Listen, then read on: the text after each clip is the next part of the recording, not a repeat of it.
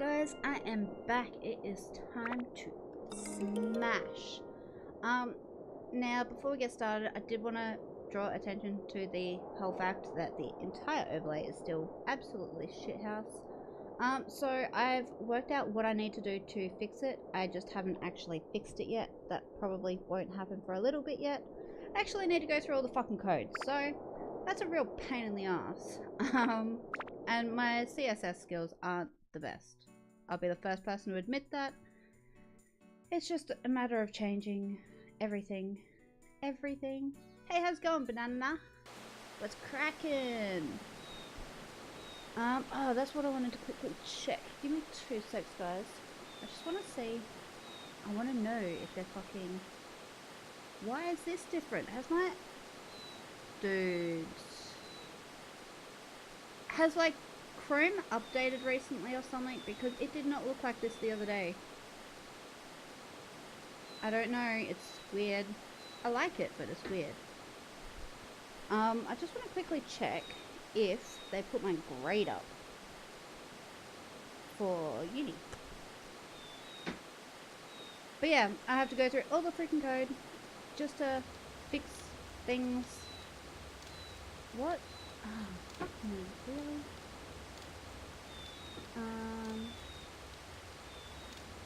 Can we not redirect 1,000 times, please? Dude, I really need to start actually clearing stuff on my computer. Like it goes, try clearing your cookies, and my response to that is always, student data feeds, what the fuck is that?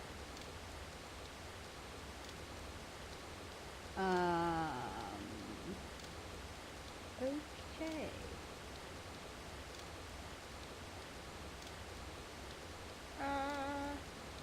4%. Okay, so no, my final grade's not being put up there. Dude, I am so anxious about it. So anxious. Yeah, nah. Man. Oh, that's all my other grades. Some of them are up, some of them are not. Fine, whatever. Stupid. Huh. I don't know, what is with people and updating things like right now? They're just...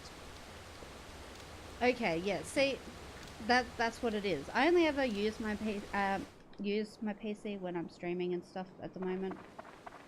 Dudes. Did I at least stock up? I believe I did, didn't I? Yeah, I stocked up. I was prepared, guys. Okay.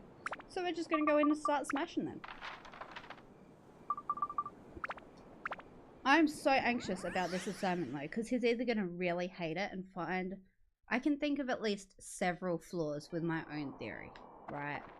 I also realized after I submitted it that there's like problems that I've addressed that aren't even really related to the issue that I've discussed. Or not even related to my own theory is probably more appropriate. But by the time I submitted it, because it was already 2 days and 21 hours behind schedule, right? I was like, I'll wear the 6%, but I don't want to get it to like 8 or 10. So I just submitted it willy-nilly, you know. Floor 86. Yeah, that sounds right. I was like, don't tell me I forgot to save it, but no, that's right. I want to try and get through at least 10 floors tonight. Hopefully all 15, but if I can get through at least 10, then tomorrow night we will take on the boss and we will get our good sword. Oh, I don't like them. Fuck, I forgot everything already. Guys, this is a problem. I need to start remembering how to kick ass. Fuck you. I don't think I ever actually found exactly what these guys were weak against. I think I just sort of just kicked their asses kind of thing. Let's just... Oh no, there's one of those guys as well. Fuck me.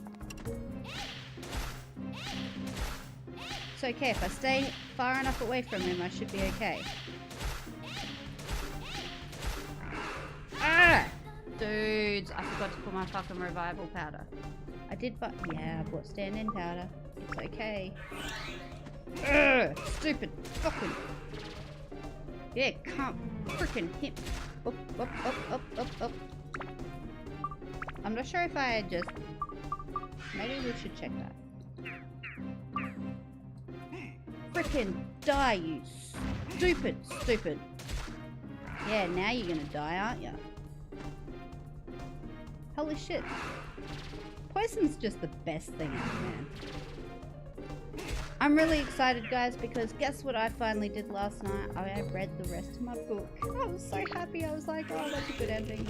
I'm really disappointed, though, because when I got, like, halfway through the book, that's when I realized it's actually the second in the duet. And that really annoys me. I like reading things. That's already been tried. Why am I doing this? Okay, what we need to do is we need to revive her. But yeah, it drives me nuts not having read the first one. I'm gonna be really annoyed if I can't find the first one. Because it was a good book. There's a little bit of everything in there. And then I finally caught up with my dad for like the first time in almost 2 weeks tonight. It's called The Fall. I cannot for the life of me remember who it was by. It's called The Fall. Really good book. It's like again, it's about the whole segregation of society into pures and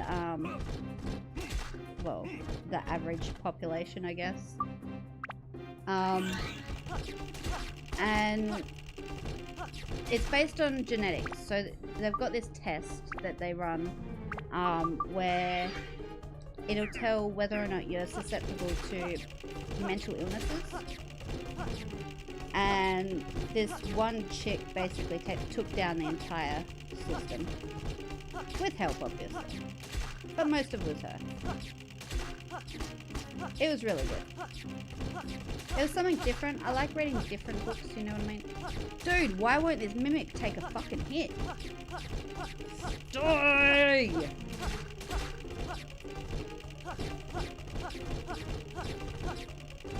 And the best part is not only Hulda, I don't know, word me. It might be on there.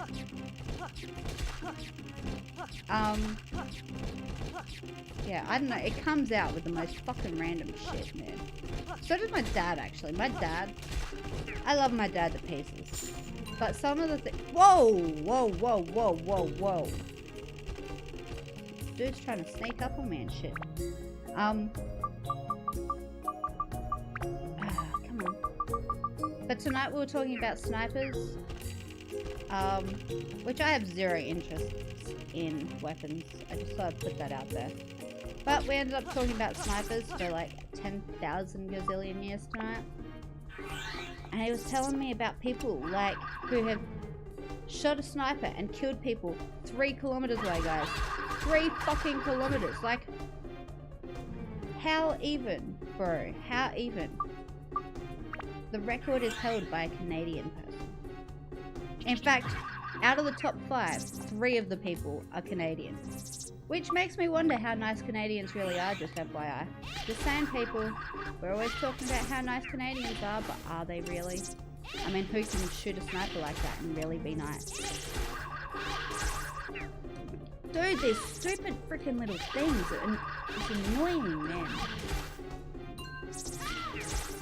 But yeah, we spent ages talking about that, and then he started going through his tape collection, because my dad still has tapes. And he's like, showed us this, I'm not sure if you guys might know it, I don't know. I'm sure you guys have probably heard of Cheech and Chong, right? Anyway, he's like, on one of his tapes, he's got this version of Sleeping Beauty by Cheech and Chong, and it's fucking hilarious, guys. Highly recommend listening to it.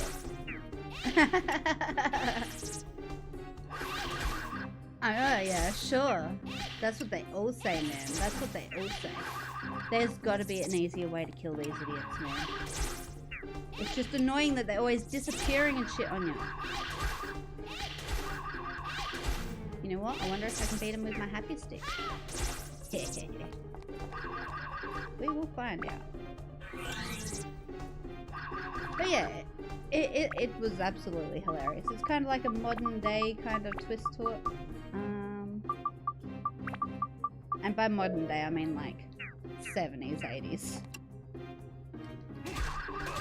Die! Die faster! Wait, where's this other idiot? Okay, there.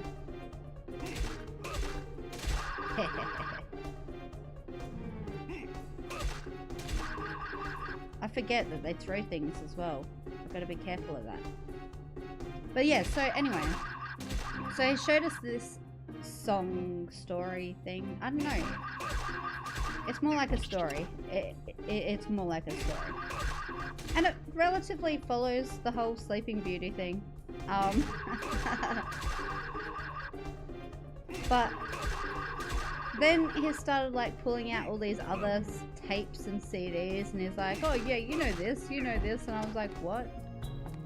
And he was like talking about this band that he went and saw, because he went to like, I don't even know what you call them, like the state grand final, I guess, for football. And there was like this really old school, what's it called, Dragon. Apparently I knew some of their songs and everything. I was shocked.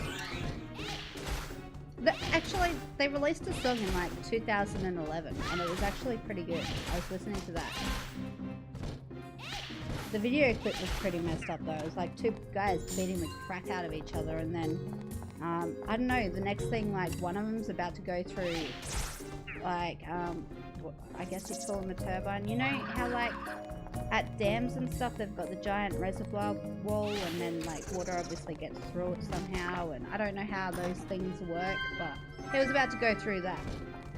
I'm just saying, sounds like a pretty screwed up experience, especially after you've just had the shit kicked out of you by your mate, or at least I assume they're mates. They're not two strangers just happening to be wandering in the same field and then kicking the shit out of each other. But yeah, no, that song was alright, and there was other songs that I knew and stuff. But it turned into like, he started going through all his CDs and stuff like that. And I'm not sure if you guys remember, but a lot of older CDs, they used to have like a bonus track. And they used to like always advertise it as a bonus track. They wouldn't even tell you what the freaking track was. So we listened to a couple of those, and one of them was, I'm not sure if Americans would be familiar with it, actually. You might be familiar with,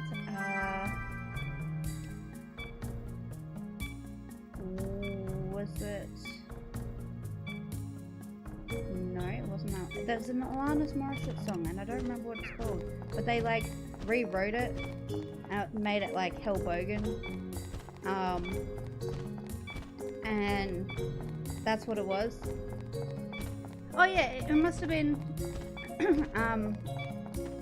no, who the fuck was it? It wasn't Alanis Morissette.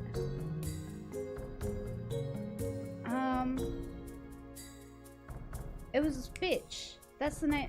I think there's a different actual name for it. I'm sure you all know the song, like I'm a bitch, I'm a lover, that song, right? Anyway, they rewrote that and then made it like Hell Aussie Bogan kind of thing. That was one of them. And then on another one it was, oh, they'd done something similar. Fuck, what was it? I don't know, I forget things. Oh, I love to have a drink, I love to have a beer with Duncan. Which is another like Hell Aussie song. But my point is like my dad's got all this shit on CDs and stuff, and we spent ages in his kitchen just listening to all this random ass shit. Yeah, you hide, buddy. That's not what I needed. do need to fix my thing. Does Coraline have like a real meaning? Or have they just taken the name? It doesn't look like the name. It's got double L, so maybe it's different. I need to get my stick. Dude, I think I would be lost right now if it... Oh! Fuck you! I was hoping for poison! There's no water on this floor. Which kind of really screws me up. It's a type of algae. Huh, that's kind of cool. That's really cool. All means something. Oh, that's cool. So, could you use it in a sentence like Coraline Reef? Or would that just be like null and void because aren't all reefs made of coral? Yeah, fuck yous all! Now die! While I hide behind my post. Heh heh heh. This is battling done right, people. Battling done right.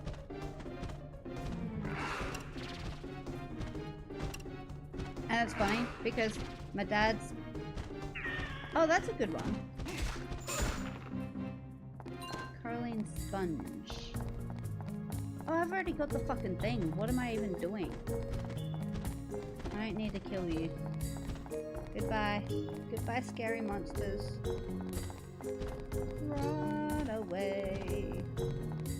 Let's go to the next floor. Yeah, my dad's going for like a drive out into what we call the country. Island was called.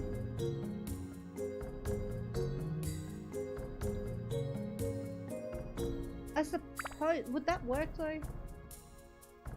Because like, I don't know of any islands that would be made of coral. I suppose that's a bit beside the point though. It's not about what we've heard of, people. It's about what's possible. Actually, that's a really fucking weird story that I probably actually haven't mentioned yet in my streams. So when I was about 16 or 17, I was at the library on the computers. I didn't have a laptop back then. I didn't have a fucking PC. So I was at the library using the computers. Oh shit, I almost broke my weapon. That would have been very bad. Oh, that's cool. I didn't know that was a thing, which is really bad if you went to one near Brisbane. Actually, that's probably near sort of the Great Barrier Reef, kind of, but not really, if that makes sense. Like, it wouldn't be at the Great Barrier Reef, but it'd be sort of in the surrounding areas, probably. If I had to take a stab in the dark, you know. What was I saying? Anyway, so, when I was about 16, 17, I was at the library on the computers, and then all of a sudden, this lady who, I'd noticed her watching me a couple of times, and she just sort of taps me on the shoulder about 10 minutes before my session was due to expire. And she's handed me this piece of paper. And she's like, now, I need you to read this. It's really important that you read this. You may not understand, like, don't look at it yet, wait until I leave, don't look at it yet, but it's really important that you think about this. I was like, okay, what's the go here kind of thing? And do you know what was written on this piece of paper? What else is possible? That was it. That is literally all it was. What else is possible? And you know what? As stupid as it sounds, that fucking little piece of paper changed my life. I'm just saying, guys, when we do this random ass shit, it actually affects people and stuff. Like, even these days, my mind just randomly snaps back to it and it's like, what else is possible? I don't know. Life is possible. Everything is possible. This is why I don't study psychology. Well, I mean philosophy. But anyway, I technically do study philosophy still. But this is why I don't see myself pursuing it. But is because, like, man, it just gets in my brain and it messes my brain up so hard. Like the whole subjectivity thing, that's where I really started to sort of lose the plot with my uni and stuff. My teacher was like talking about subjectivity and the whole brains in glass vats thing, and I mean, I don't take it to that extreme, but you know, we've got a lot of assumptions when it comes to science. It's like, well, we assume that this is the way sight works, right?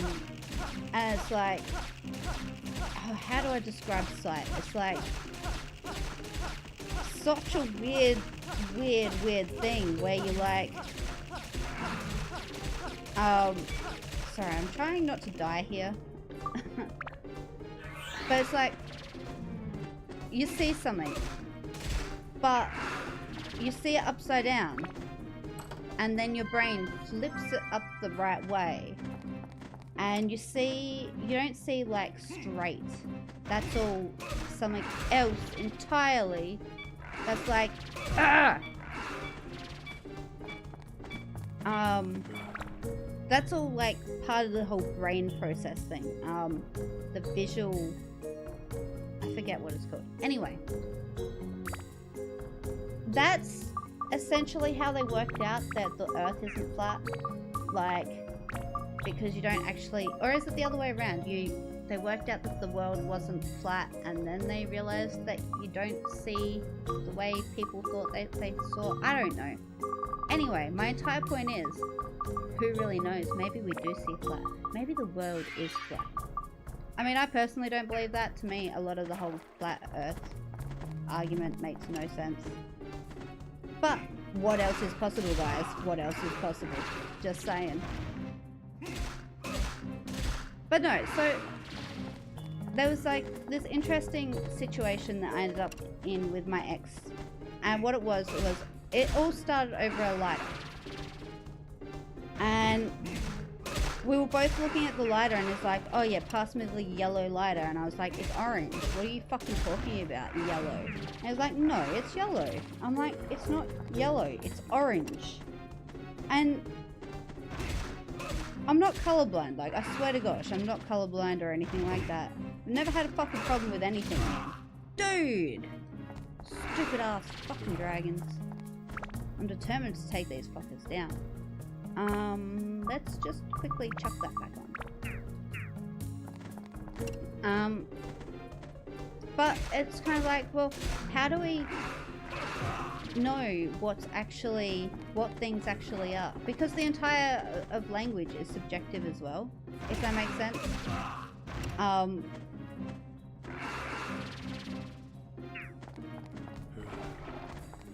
What? Hang on.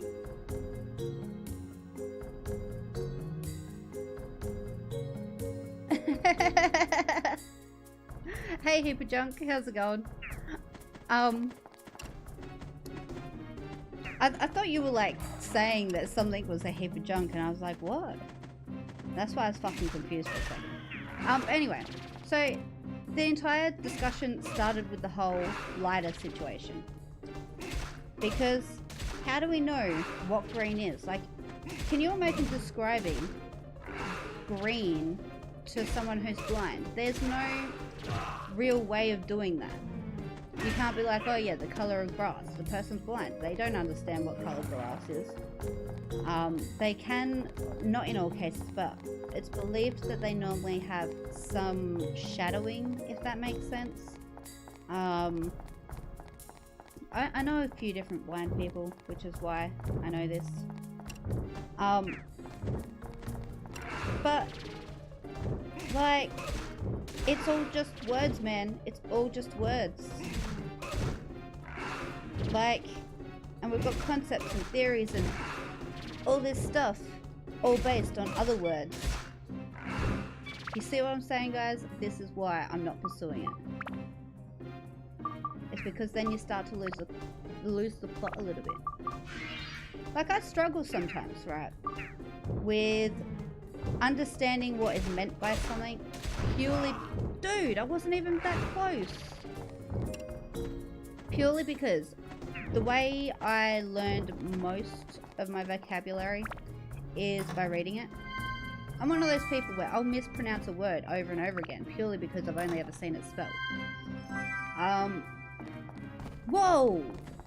Dude! I didn't even know he was there.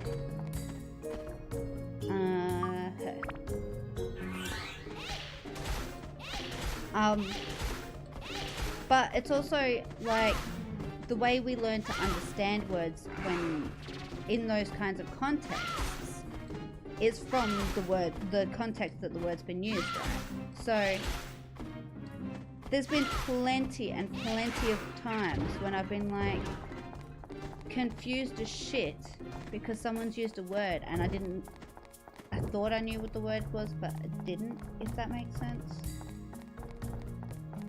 But it makes you wonder how often that happens and how, like, words have their meanings change over time purely because of that kind of confusion. I mean, even these days. That's cool. That's really cool. That's actually awesome. I like that. So you could then... yeah. But see, then you could, like, explain to a blind person that it sounds like this color, if that makes sense. Like, that's awesome. I like that. But yeah, like, that's what I mean, is how do we know that we're all hearing the same sound? How do we know that we're all seeing the same stuff? You know what I mean? We could be seeing the same object and you'd be like, it's pink with purple polka dots, and I'd be like, no. In fact, perfect example of the subjectivity of, like, language especially is what is it called? I'm gonna have to fucking Google the name of this because I'm always talking about it and I'm always forgetting what it is.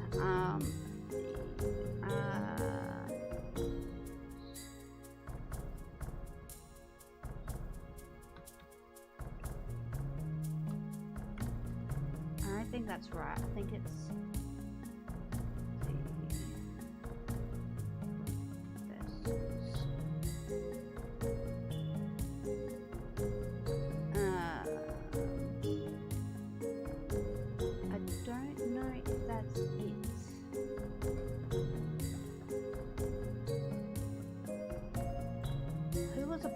fuck. Paul Jennings, maybe?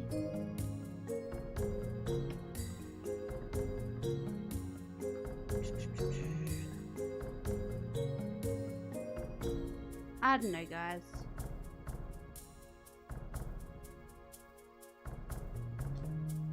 Anyway, as the story roughly goes, it's... Holy shit, I'm pressing things on my phone and I don't mean to. I reckon it was in Wicked. Maybe. I remember reading it when I was like heaps young and it has always messed with my brain. Anyway, basically how it goes is there's this scientist. That's what I didn't try. Maybe it's the scientist's daughter.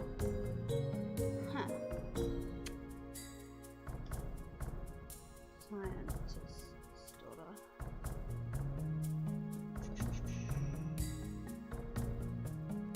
I don't know. It didn't pop up immediately, so it doesn't exist.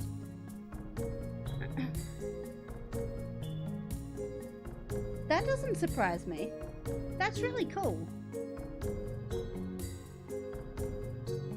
And what I find interesting is it always happens from a young age. Like, the younger you are, the more malleable your brain is. So, the more likely you're going to be able to do stuff like that, if that makes sense.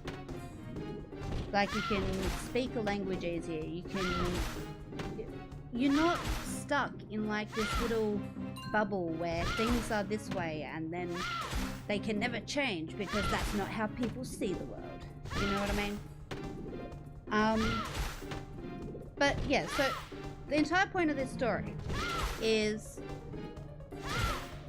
Dude, I got fucking killed by a mimic. It's about this scientist, and he gets this other researcher to come over to his house one day or whatever to show off his research. And essentially what he's done is, with his daughter, he's taught her every word wrong from birth. So knife means fork, fork means spoon, spoon means knife, table means chair, chair means table, coffee means tea, tea means coffee. You get the point, right? And that's just how she lives her life, man. Now, can you imagine how scary and confusing that would be? It is an experiment that I eagerly want to try, by the way. I'm just putting that out there. Obviously, it's completely unethical. But still, like, that's how big of an impact something so subjective has on our daily lives. We wouldn't be able to sort of do anything if we didn't have language, or the correct kind of language, and an appropriate understanding of that language. I don't know, like, to me that's a concerning thought. One of these days I am gonna like sit down and I'm gonna like, I probably won't come up with a new language. I was thinking about it at one point. I was just gonna like come up with a whole new language, but no, I reckon I'm probably just gonna sort of create some words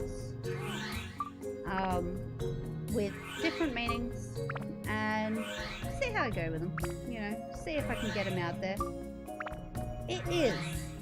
It really is. And at the end of the story, I believe she's actually rescued by the guy that's gone over to check out the research, because something like that would be terrifying. Like, you wouldn't be able to function even outside of that. In fact, especially, I still have to kill more things. Shit. Okay, we'll try this room. But like, you would not be able to function at all outside of that situation. You would more or less be forced to stay in that situation forever, purely because you wouldn't be able to understand anything.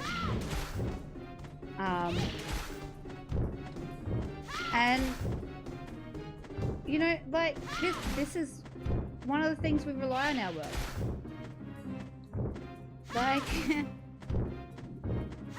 and it's something that we all take for granted. It's like a common, basic necessity. Like, you need to be able to speak to communicate with the other people. I don't know. The entire thing is just so confusing to me.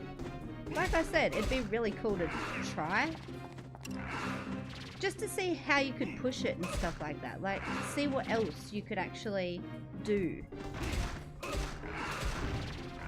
I mean, one of my topics, like, because the one I'm doing at the moment is like, dude, I just keep getting my ass kicked by these stupid dragons. You know what? Fuck them. I'll dodge until this one dies, and then I can take on the other one. Yeah, well, exactly. I actually watched a movie not that long ago, which that's essentially what it was. And it was like this woman, and she was trying to escape her captor. And she'd actually had a child and stuff and everything in there. And the child was just, you know, the child had grown up living inside this room. In fact, I believe that's what it's called, was room. And so she could only explain to him, using things inside that room, what other things were. He was allowed to watch TV, but how do you explain to a young child, oh yeah, you can't see a dog because you're trapped in this room forever? You know, like, you can't do that. You can only say, oh yeah, dog isn't real. And I think that's what she actually did in the movie. She's like, yeah, dog isn't real. Dog is pretend. Dog's only on TV, you know? Otherwise, the first question is going to be, can we get a dog? And then, like, what she actually did is she made out that the kid was sick and had to go to the hospital, and then she made out that he died. She wrapped him up, let the other guy, like let the captor take him and put him in the back of the truck, and she trained her kid, okay, when you hear this noise, or we turn left, and then right, and then you'll come to a stop, and when the car stops, then you've got to roll out of this freaking mat, and then you've got to go. And he's just like all dazed and stuff because, you know, he's never actually been outside, which is terrible. It's absolutely terrible. And it's actually scary that these kinds of things do happen. You know, they do. It's sad. But that's what I mean. It'd be interesting to sort of see how you could change someone's mind just from doing, like, teaching them differently, if that makes sense. It's a bit like, there's a lot of different parts of psychology where it talks about child development. A lot of people put it down to the whole nature and nurture thing, but it's both. Like, we require both. Some things we are born with, there's a lot of things where we just sort of learn it in the initial get-go. And I'm actually doing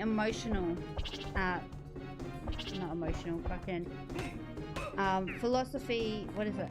Emotions, ethics, and religions is my topic. And it's really interesting because they don't really have a way where they've worked out how people have emotions. In fact, they're still arguing over what an emotion is, which is what my excuse me, I'm just trying to get my chest, guys. Please stop trying to kill me when I'm trying to get my chests. But I wrote, dude, why the fuck can't I get to my chest? I've got these assholes in the way, which does not help me at all. Yeah, you come at me, Joker. What was I saying? Yeah, so going back in one of my previous topics, what I actually argued is that humans are no different from a computer in the sense that except for in the sense that a computer has more storage capacity. Which, I mean, humans have massive storage capacity. Do not get me wrong. And humans have more neural speed, if that makes sense. But my entire point is I argue, this is something I've argued numerous times now. I argue that emotions are actually learned from birth. Because you've got the first cry of a human is actually a survival mechanism. Apparently a baby's cry, or the first cry of a baby, I should say, that's actually the only thing that's strong enough to force the mucousy plug out from their throat so that they can actually breathe. Which is why they cry at birth. Fun fact. So, that being said, it's the first cry is a necessity. Dude, I can't get it. Who's little? You might be little enough. Dude, what kind of bullshit is this? It annoys me. It's my chest. Let me have it. I managed to get through there before. Why won't it? It was tall guy. Where is he? No? Still not gonna let me have it? Really? Stupid chest. What about flying, dude? No? Dude, this is so bullshit. None of my characters fit in there. I don't know, maybe if I like leave the area and come back it'll just fix itself. I don't know. What was I saying? Yeah, so, and then from there, right, it's a bit like a lot of parents are all like gushing and stuff at their child. And they're like, oh my gosh, my child's 2 weeks old and it just smiled for the first time. And it's like, psychologists are aware that children don't actually smile until, I can't remember if it's 6 weeks or 6 months or something like that. It's something stupidly long like that. Anyway, so in the meantime, what actually is it's stuff like gas and stuff, and they're like learning all their muscles and stuff like that. Man, being a baby sounds really tough. I'm just putting that out there. They've got so many things that they have to learn in such a short period of time. It would suck. Anywho. And my entire argument is that after that initial cry, we learned that that's a good way of portraying the fact that we are uncomfortable and getting our survival needs met. So it's got a survival-based sort of necessity thing associated with it. Then the rest of them, we learn as well more further. If that makes sense. Like, smiling is a good way to get attention. I'm just saying, as an infant, you smile, you get positive attention. Children need affection. Children need love. So, it'd be interesting to see what it would be like if there was a child that sort of was never ever smiled at. But again, it's unethical. You know what I mean? And that's the problem with society, guys. Oh, that came so close to hurting me. Let's just... Ah! Guys, I almost fell off my chair again. As in, almost, not fell off it again. Just, I almost fell off it again. She needs her thing fixed. But no, I wonder how much you could, like, emotionally stunt a human being just by not educating them on emotions. It's not about what they're called, it's about the actual experience. And this is one of the things that was interesting about the assignment, and this is one of the angles I was going to initially take with my assignment. Ah! I couldn't get out of the way fast enough. Why are these assholes gotta be smart? Fuck you.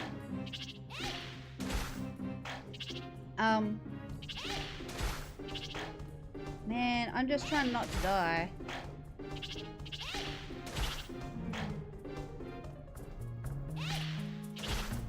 Fucking die. I can take on one of them easy. Just both of them. Anyway, yeah, so this was one of the things that I was initially going to write for myself. But the problem is it's just not testable. Like, you can't emotionally stunt a child just because you're curious about how emotions work. Apparently there's rules against that or something. Although, that didn't seem to help him freaking. Ah!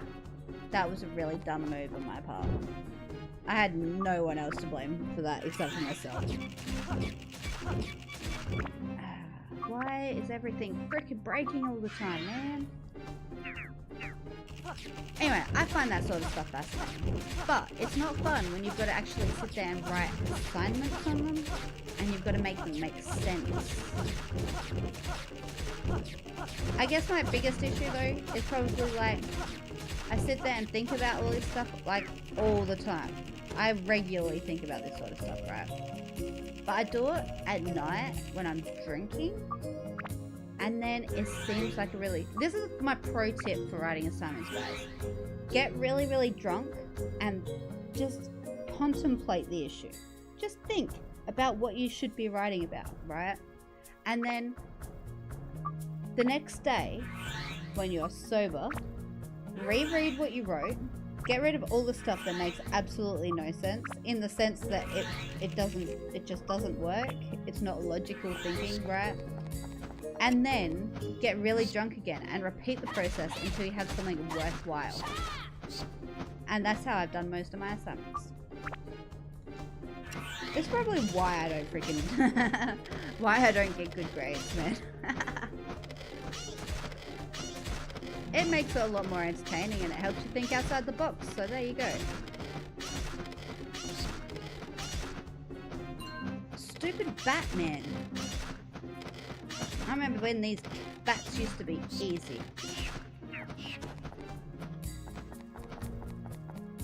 There's another one.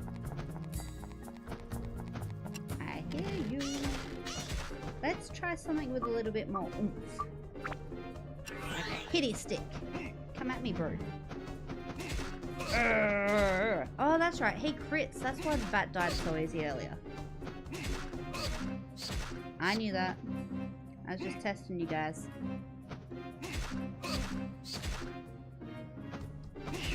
The issue is, though, none of it ever leads to anything conclusive. As if that's... Oh, no, it didn't. I thought that still worked for you. I was like, as if.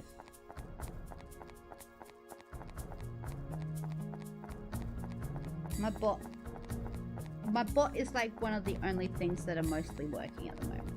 My layouts are broken. My freaking... I can't believe I've got to go all the way into the code to fix that shit.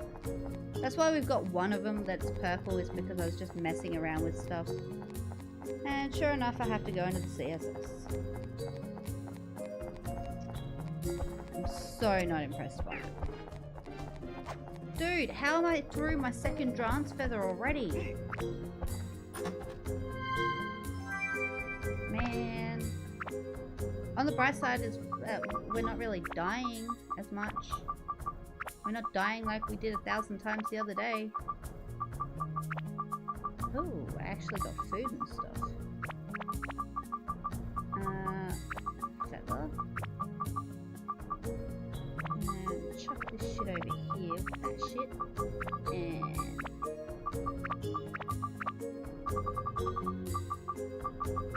But yeah, I don't know. That's my theory on how emotions are created.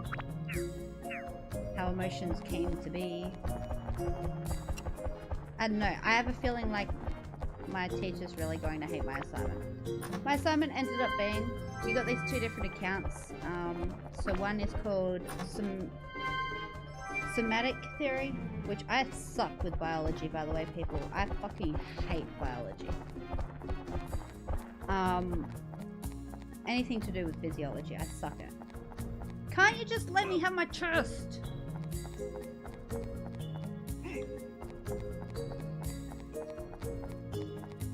This light is in my way. Ugh.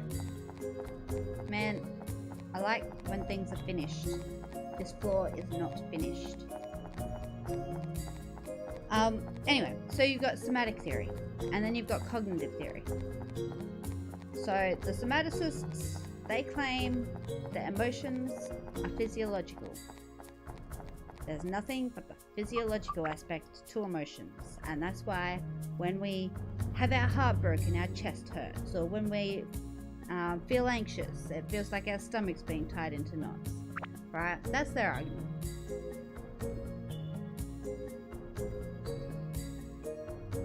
I agree, but most, like, it's classified as unethical because you're depriving even that one child of having that opportunity to develop. It's a bit like the whole thing where the world's becoming overpopulated, right? But how do you decide who to kill? You can't, because no matter what you do, people are gonna whinge and bitch. Oh no, you can't do that. I mean, and I agree with it to an extent, because otherwise you have like all other issues, you know what I mean? Some people will abuse that power and then all hell will break loose, and I'd be interested in trying it, but I wouldn't. I mean, how could you do that to your own kid even? Like, Dude, what is with all these jokers?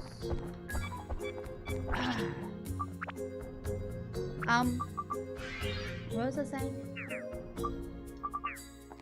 But yeah, like, as in, I would so try that. But could you really do that to someone? Like, it would require someone to be so, not ruthless. Ruthless is the wrong word.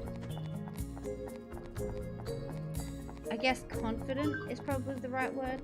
You'd have to be really fucking confident that what you were doing was completely worthwhile, because you couldn't just change your mind halfway through. Because then you would have just fucked up someone's life for nothing. You know what I mean?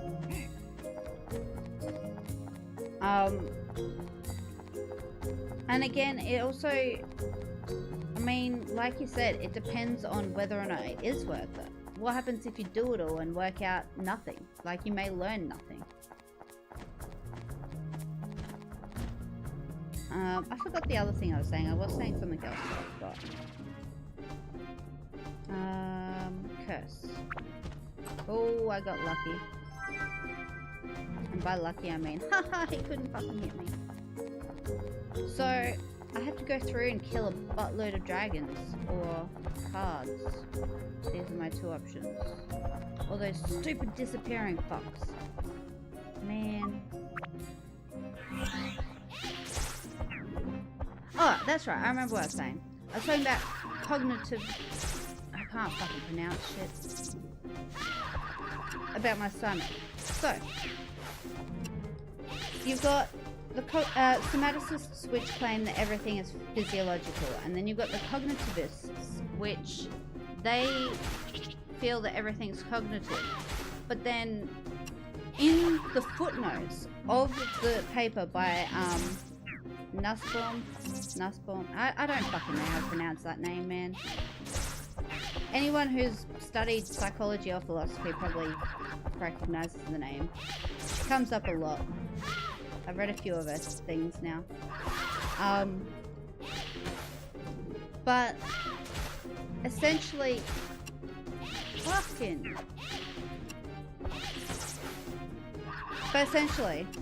in the footnotes, what she literally writes is that she admits that all mental processes, including emotions, are inherently fucking physiological, but that the cognitive aspects shouldn't be downplayed, right?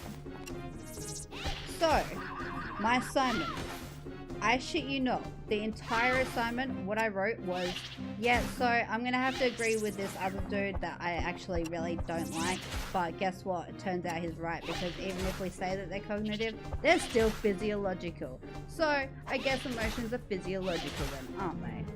And that was pretty much the attitude to the entire piece, so I think I failed my assignment, guys. Because apparently they don't like it when you argue semantics. But it'll be interesting. It'll be interesting. Because the teacher that I've got at the moment, the lecturer that I've got at the moment, he's... I don't know. I didn't just argue that. Okay, so what I argued was that they are physiological, but that they're a certain kind of physiological response that has been stimulated. No, so what was it? The process when you experience something. So somaticist theory was, say you see a lion. You see a lion, you react, and then the emotion is the experience of that reaction, if that makes sense. But then he also sort of contradicts himself in saying that the exception to that Z experience, which is where like you'd experience that reaction, well, he then goes on to say that the exception to that, sometimes you feel like you've had the emotion before you've had the experience, right? Well, then he claims that that's because you're experiencing the reaction, right?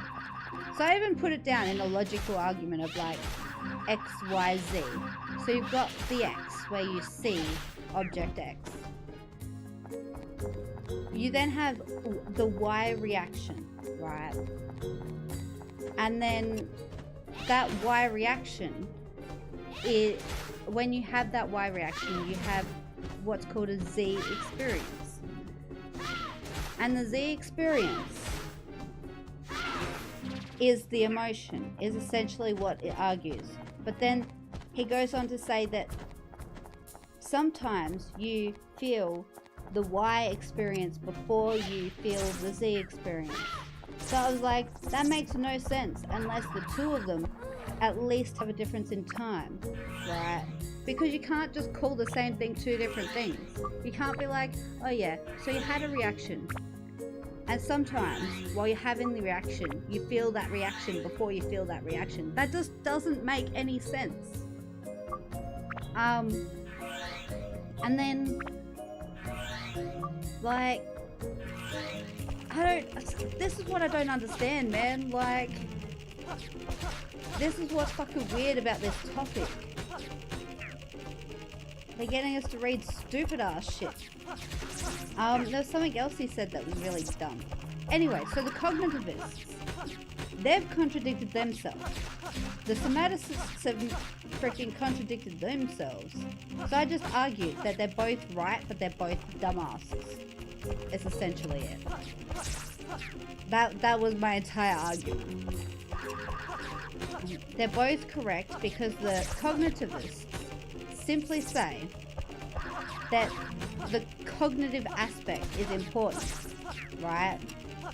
That's it. They haven't argued, oh yeah, well, cognitions have nothing to do with physiology. She admits that all mental processes are physical, right?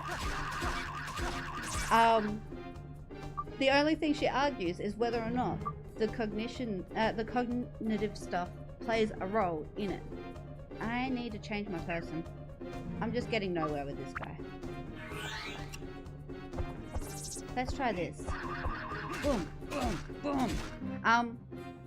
And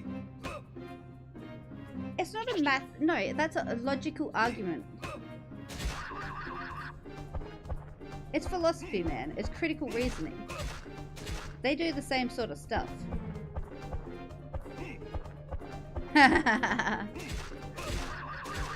But see, that's what I mean, like, it's fucking insane. It really is, because they're arguing over stupid shit. I ended up arguing, right, that the only real difference between the two theories is how they perceive the issue. So one obviously feels that one's looking at it from a larger perspective, the other one's looking at it from a more microscopic perspective, if that makes sense.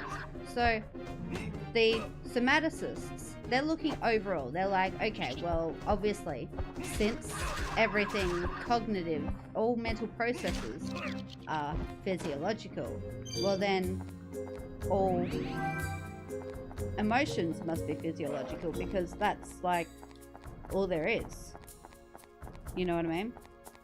And then the cognitivists are just like, but you can't just be like, oh yeah, it's all physical, and then not mention that there's a cognitive role to them. Like, so they're looking at it in more detail, I guess. And so I ended up doing something like, okay, so what they're arguing is you've got the X, so you see object X, right? Then after you see object X, you have a physiological reaction Y, which I literally wrote in my assignment that is up to and including the cognitive aspects. And then after that cognition has taken place, you have your Z experience, which again is physiological in nature because all other components of the process are physiological in nature. Because that's it. Dude, I got killed by a mimic again? Dude, I need to step up my game here, man. So that was what I wrote for my assignment. I'm just hoping that my philosophy teacher buys it. And you have no idea how much it pains me.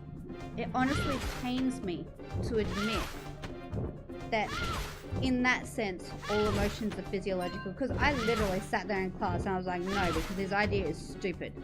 Emotions are not physiological. And then I did my assignment, I was like, okay, maybe they're physiological. Just a little bit. But that still doesn't mean that they're not taught. I'm just saying guys, it still works with my learning theory.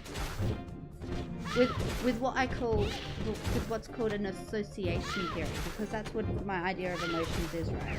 Is we associate physiological effects with what's occurred, if that makes sense. So, in the case of the crying baby, you cry at birth. First of all, you'd be in a lot of physical discomfort as well. And the second you do one thing, it sends a domino effect, if that makes sense.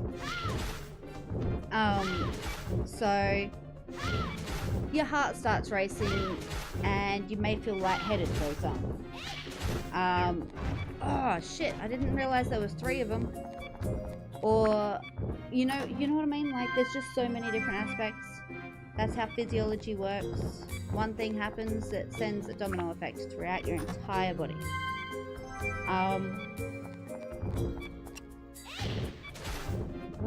So anyway, so you cry at birth.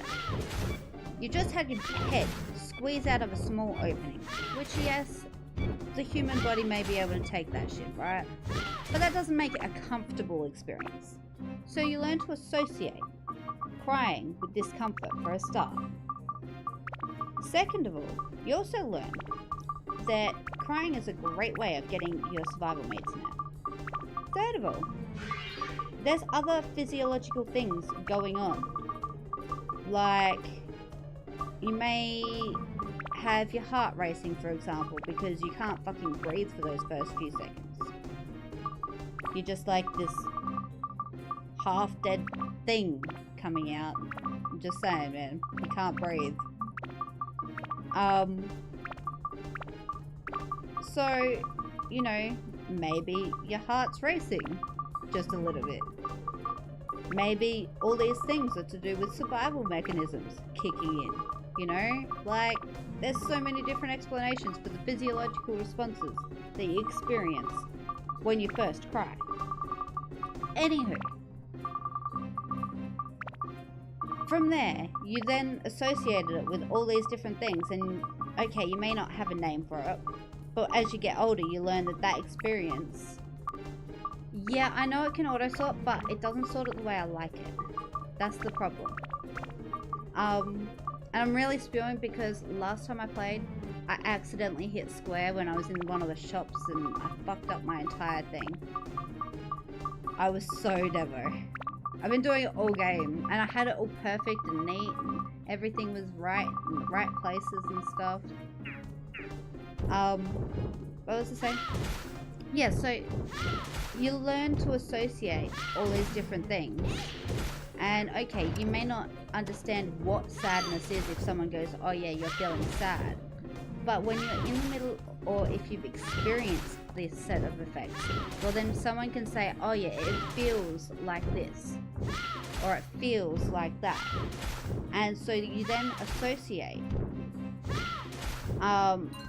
those effects with sadness. And this is why, like, you can have mixed emotions and stuff like that. It's because it's like combinations of emotions, if that makes sense. I don't know how to describe it, guys. Again, this all, hopefully, I really, really hope that he buys it. I really, really hope he buys it. But there was some flaws. Like, I started talking about all this other stuff that had nothing to do with anything I actually spoke about. I couldn't be bothered coming up with any arguments for my own theory, so I just stole some of the arguments from the cognitivist and somaticist perspectives, because I was like, well, obviously they apply. But some of them don't really apply, because I actually solved their issues, because they've got these stupid issues, right? So one of the arguments against the cognitivists is that it doesn't allow for... Hang on, I will look at this shit because I've got it right here. That's the wrong piece of paper. It doesn't allow for... Where is it? Not that bit. This one. Wait, what? Oh, it's on this page. It doesn't make sense of it doesn't allow for variations in cognitive sophistication. Jesus, that's a mouthful. Anyway. So, in other words, it doesn't allow for people with cognitive deficits to have emotions, which they do. People with cognitive deficits, of course they've got emotions, right? Anyway, but if you take into account that emotions are physiological and we've all got our unique physiological structures, well then it makes perfect sense, because no two people have the exact same physiological structure. Well, the majority of us have similarities, but on the inside we're all different. Dude, I hate these. There's just so many sucky enemies on these floors, man. I know, and then I also pointed out that if we're gonna say that cognitive theory doesn't allow for like cognitive deficits, well then it kind of does, because they can still be taught the emotions through the association process. It's not just a case of, oh yeah, now you don't feel because you've got a cognitive deficit kind of thing. It's, no, well, you've still got the ability to associate, so you can still feel. I also hope that he doesn't take into account that we've started learning about the whole sociopathy, psychopathy, I mean. Because as soon as he goes into that, I'm fucked. I was looking up some stuff the other night on that, actually.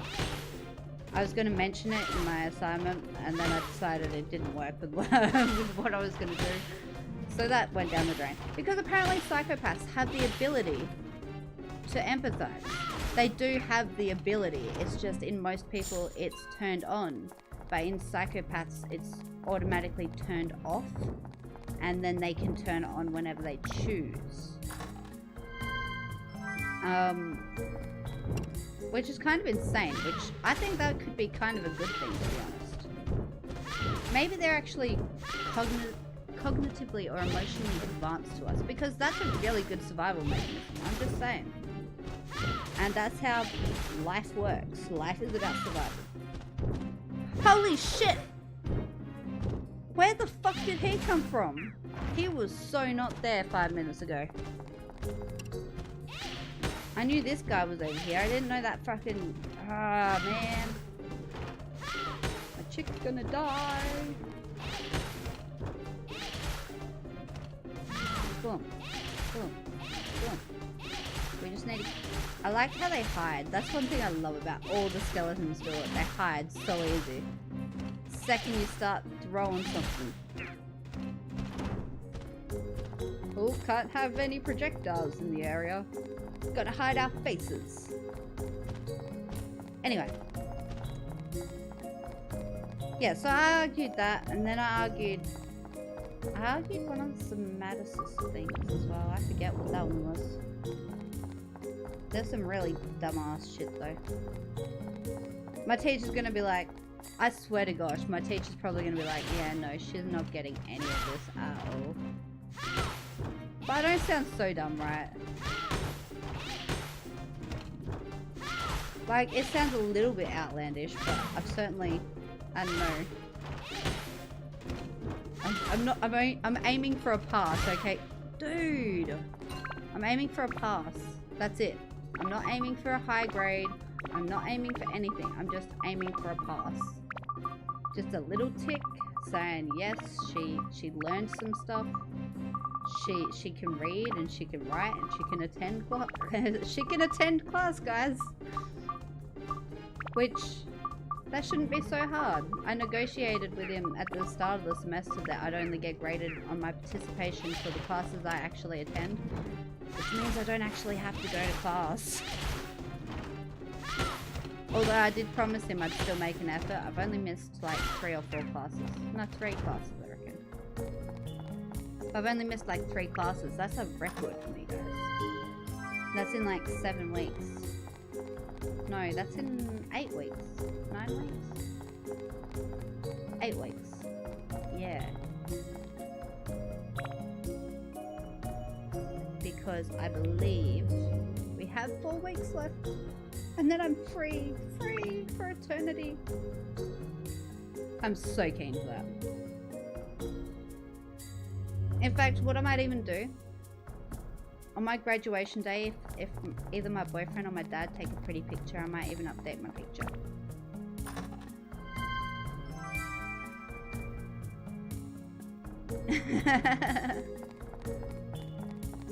Although, I don't think the whole emotionless thing was what got him successful, you know? Like, I mean, it would have definitely helped. But I think it was just the whole high intelligence thing that helped him more than anything. But you do, like... Okay, say we're in the state of nature, which the state of nature, well, they're not really sure what happens in the state of nature, but if you take yourself back to a time where there was no society, no real society, and say there's only like 20 people in the vicinity, like in the near vicinity, and it's your first time really communicating with anyone, if that makes sense. Like, first of all, you'd need a way to communicate. That's just a given. Even if it's just pointing at shit, like, you need a way to communicate. But you also, what do? Like, if you and someone else take down an alligator, or, I don't know, a deer is probably more.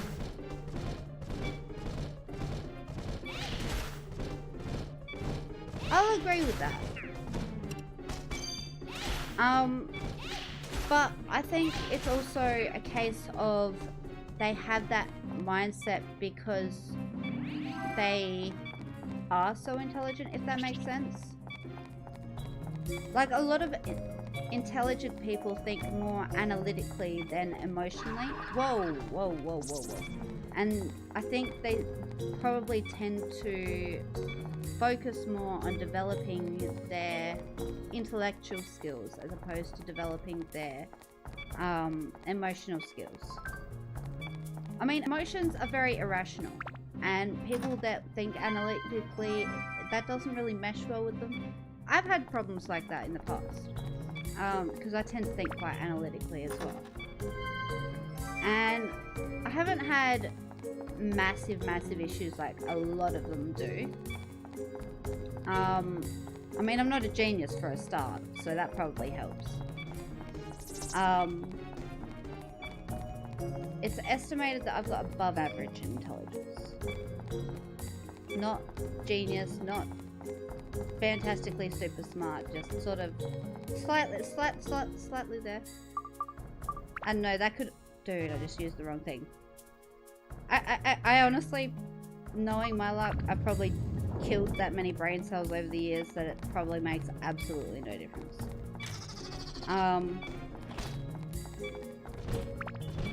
But again, it's been situations where you don't really understand why people are having the emotions that they're experiencing, if that makes sense. So like, you can understand what emotion X is, but find it completely pointless, or you could find it irrational, because you've got a completely different way of looking at things. And that was a lot of my trouble when I was younger. It was kind of like, yeah, okay, so what's your point? Like, I don't know, just some of the shit that people used to come out with, especially in high school and stuff like that, you know, like, that was probably, for me at least, when it was more pronounced. I was never unpopular, but I never got into the things that other people my age got into because I found them stupid. Like, and even these days, like, I'll see similar people who still do the same stuff. I never got into any of the stupid shit. I was like, okay, so why would you do that? And they're like, because it's fun. And it's like, well, how is that fun? Like, you just destroyed something, or you just, like, I don't know, like they used to do slaps. I never got into slaps. How stupid is that? Yeah, let's take turns hitting each other. Like, how is that fun, man? Like, my gosh. Yeah, we'll take turns hitting each other, and we'll see who hurts each other better. I don't know. But I think it's one of those things where you need to sort of be able to deal with that. Yeah. I mean, I still struggle with it a bit. Like, it's not just about the whole hitting each other thing. It's also the fact that it's irrational. Like, and I can probably be just as irrational as the next person. I just don't see it. Because it's like, in my brain, it's all well thought out and rational, you know what I mean? Dude, why are all my weapons breaking?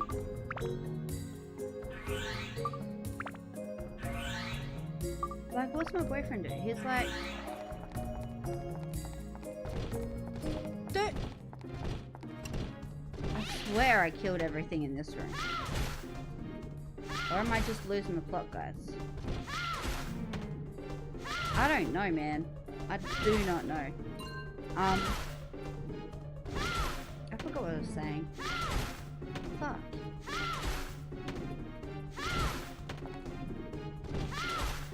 It's a bit like... Okay, one of the issues that I used to have. This is when I was about 16. When I first went to a psychologist voluntarily, I had to explain to her that one of the things that was making me depressed was things that were completely outside of my control. So stuff like people starving in third world countries was making me depressed. Wars all over the world were making me depressed. Like, because it's sad, but most people are like able to sort of remove themselves from that, if that makes sense. Whereas in my case, it was sort of like I wasn't able to do that, because to me it was sort of a fairly logical process where, okay, well, why don't we just feed these people so that they're not starving to death? And it's like, you can't argue that there are no resources. You can't argue that we're not able to do that. It pretty much all comes down to greed. That is the issue. If there were more people with money who were willing to help them, if there were more people, I mean, there's just so many different ways that we could be helping them, and we're not. Definitely not. Definitely not. And even back then, it wasn't that there was all this knowledge around. I mean, by then there probably was. But, I mean, this all started for me at quite a young age. Like, it didn't start when I was 16. It's just that that's when I first went to the psychologist, if that makes sense. And the only advice she could really give me for that was don't think about it, and to tell me not to watch the news, which is why I'm so out of the loop all the time, is because I do not watch the news. I hardly even go on Facebook half the time, to be honest. Every time I go on Facebook, it's either depressing or it makes me angry. Twitter's the same.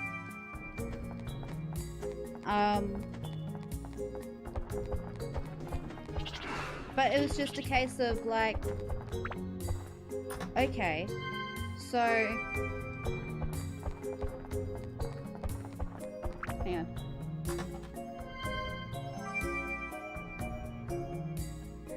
Well, that's true. That is very true. But wouldn't it be more worthwhile feeding some of these starving children and killing, say, or allowing other people to starve, or allowing other people to like screw themselves up, kind of thing, if that makes sense? Like, okay, what about like some of the people in jail are absolutely horrible. Like, wouldn't it be better? And they get 3 square meals a day, they get a bed at night, they don't have to fear wild predators, none of that sort of stuff. Their lives are actually pretty cushy. Hey Gino, how's it going, man? What's cracking? But no, that is a good logical point, and I do like that. Because again, like as I was talking about it earlier, the world's already becoming overpopulated. You know what I mean? But the problem is we just don't really have anything we can do about it. Oh, hey Nikki, how's it going? Has he gotten himself into trouble again? He's always in trouble. What was I saying? But yeah, like I was saying earlier, like, the world's already overpopulated. So, what are we meant to do about that problem in itself? And the idea of having an even worse population issue.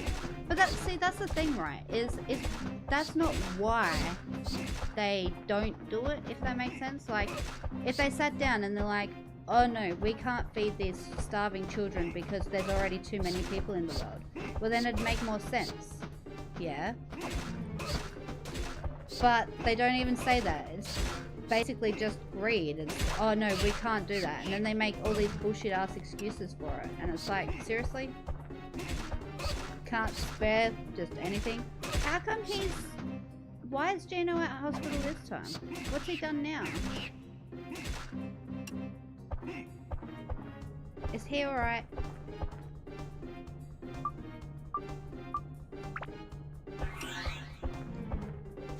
Or has he been out defending damsels again?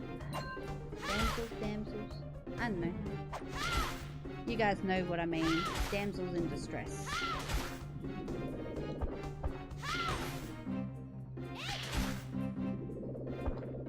Boom.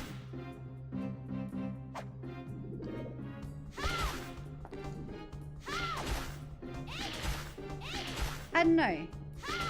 See, that's where the whole issue of ethics comes into it as well, I guess, is someone eventually needs to do the things that no one else is willing to do.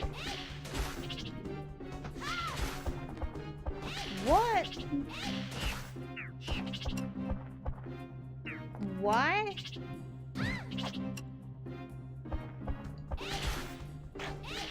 What happened?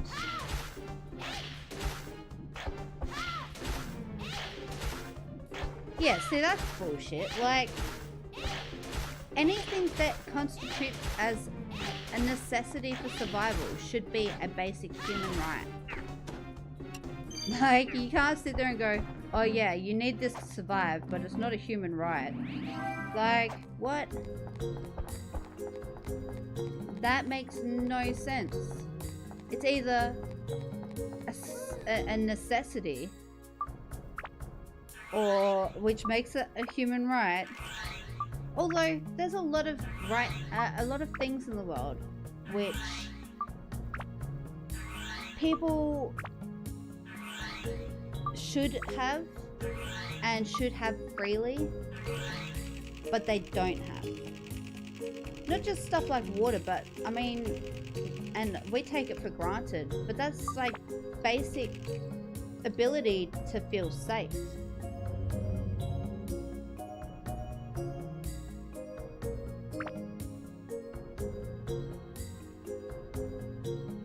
So, what's going on with him? Is he okay? Like, when did all this happen? And like, did he leave a note or something, or?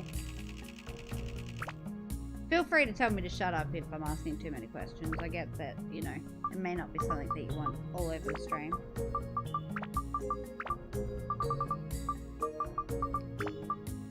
In fact, on that note, we may take a quick break, guys. I'll still be in chat. We'll only be about 5 minutes, but it's been 2 hours. I reckon that's the longest I've streamed in ages without taking a break. And I really need to pee.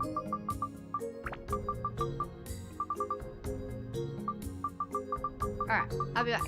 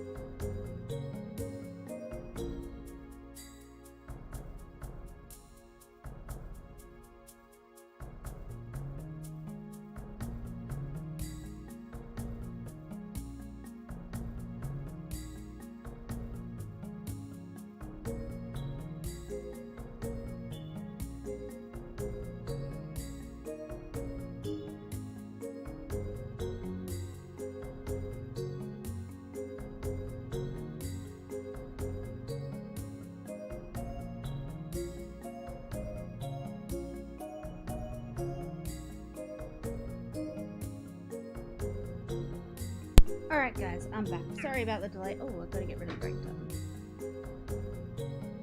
Yeah, so as I was saying, I don't see it as a boomers issue, and I know that's brought up a lot. But I mean, you can't just blame a whole generation for the issue. Every generation has made their own mistakes, right? I've met plenty of boomers who do care, but you've also got to take into account the whole brainwashing thing. They lived in a whole different time. They lived in a whole different environment where certain things may have been necessary.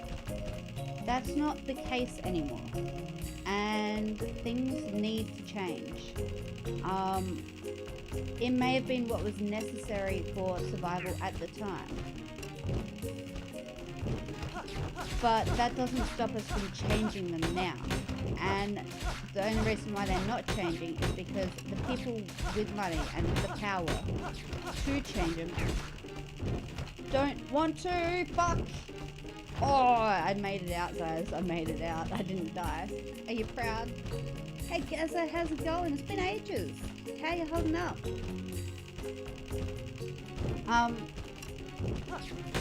But until we stop playing the whole blame game, nothing is going to change. We need to start holding those who are actually responsible accountable for the issue. I mean, in some cases, I get how they can get away with charging us water. For those of you who missed the chat that we had during the break, yeah, you mentioned, man. How are you holding up? Because that was the last time I saw you, I reckon. Was right after she passed. Which is very, very sad, but unfortunately it's one of those things, isn't it?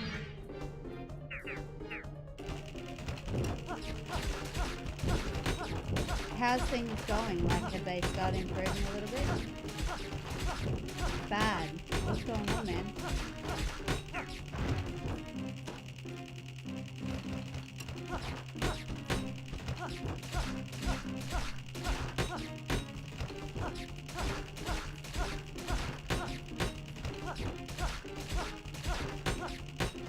But yeah, so for those of you who missed what was being said in the chat before, I basically we were talking about water and how they charge ridiculous amounts. And it's not the water so much that we're paying for. What we're paying for is we're paying for the treatment of the water. Most of which, a lot of which, most people don't agree with. Like, they pump that many chemicals into that shit. It's not even funny. Oh, I gotta go back down here. And they pay for the storage. So, we're paying people to own land. Well, we're paying companies, I should say. Because they own land with a big hole in it, where they collect the water, and then they do all this fancy shit to it. Some of which is actually harmful. And that is what we're paying for. Like the whole chlorine thing, the reason why they do, the fluoride thing, the reason why they do that is because it's cheaper than paying for healthcare, like dental care. Like, that is just it. Yeah, definitely. I agree they need to be less controlled and more people need to have a say in what's actually going on. Like, I could understand, okay, if we were paying them for storage, that I can understand. But to pay them to dump chemicals in my water that I don't want in my system, even if everyone else agrees with the process, that doesn't mean that it should be forced down my throat, if that makes sense. Like, I should have the option of whether or not I want them chemicals in there.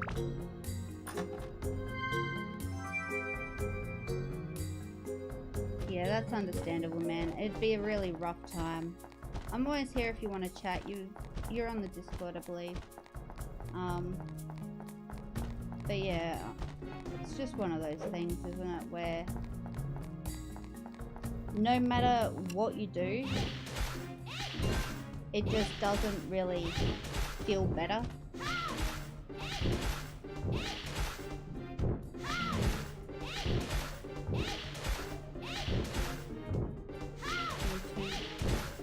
What? Oh, so are you saying you don't have a PC anymore?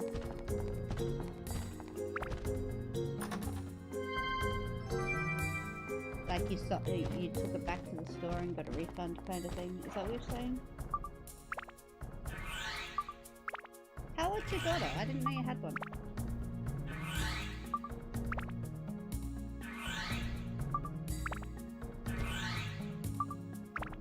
But no, that's a good idea, man. Family first, always.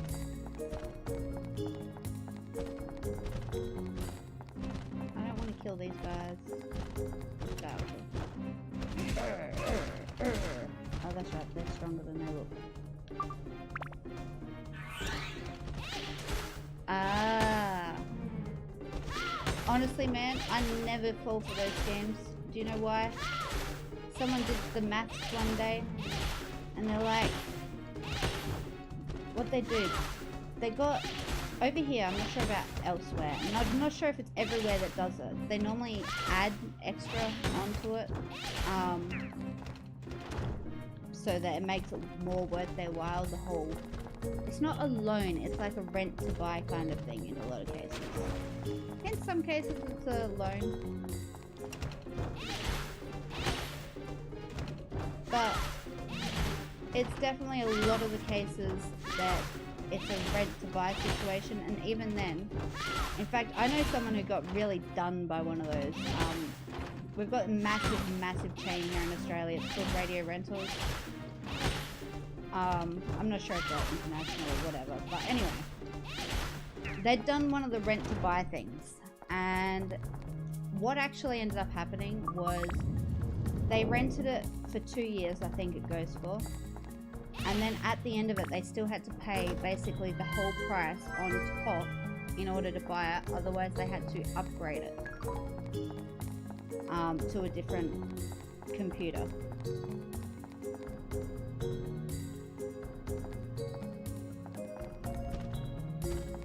That's pretty good. Have I gotten the thing yet? No, I did not. Okay. How much is that? That's like... I think the way I worked it out when I was over there, £5 was really $10 in Australia. So, that's like $1,000. That's not bad. That's a good price. But yeah, having that kind of money is a problem.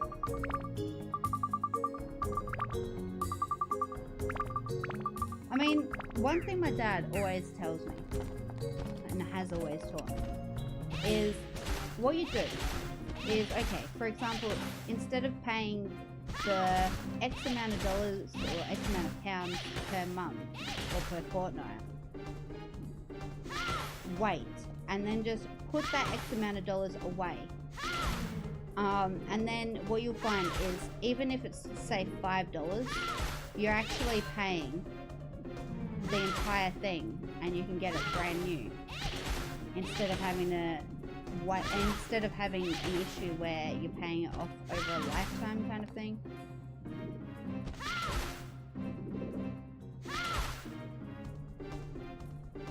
Like, that's one of the things that I've been trying to do anyway for the business. Hasn't been so easy with no money. My boyfriend's still not working again.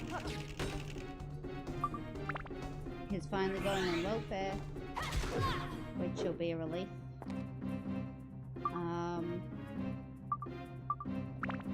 But meanwhile, my savings is sort of gone out the window. I'm spewing because I just worked my way back up to $500. I was doing so well, and I've been paying my credit card off as well.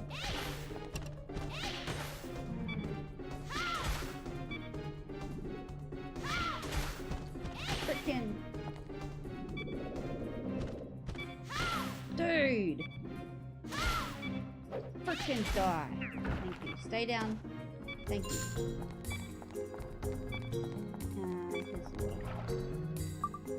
But yeah, so you'll find, I mean, even with what my partner and I do, when we first moved in together, one thing that I specifically told him was, okay, our rent is like $335 a week, which isn't that much compared to, like, for a house, that's not that much.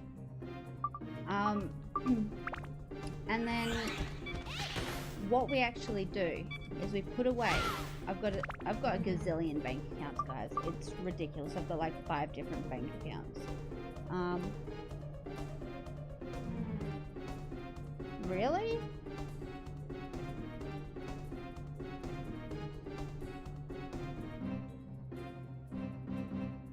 That makes it tough, man. That really sucks. Yeah, that's bad. How old's the laptop? Anyway, so when we moved out together, I was like, okay, our rent is $335. We still need to worry about bills on top of that. So water, gas, and electricity.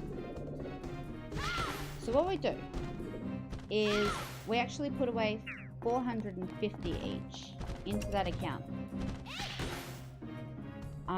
A fortnight. So I do it one week, he does it the next, right? After 8 months, we had a couple of grand in there, I think it was. So we actually went out, and because it was our first time moving out, we got all this stuff given to us. Pretty much all the stuff in our house was free. Like, neither of us had anything. We had someone, I think we paid like $100 for our fridge. We had another mate who was moving out around the same time. He had a spare washing machine. Like, literally everything we had, we got for free.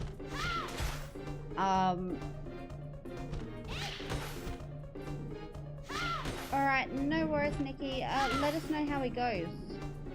Let us know when you find out stuff. And tell him we say hey and we hope all is well.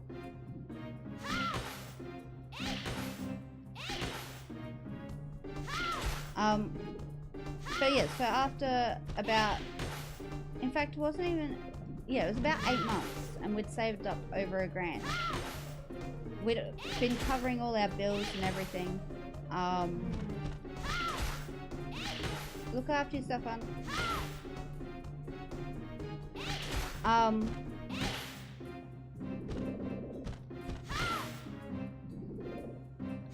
And we actually went out, we bought a new fridge, we bought a PlayStation 4, we bought a new washing machine, a new microwave.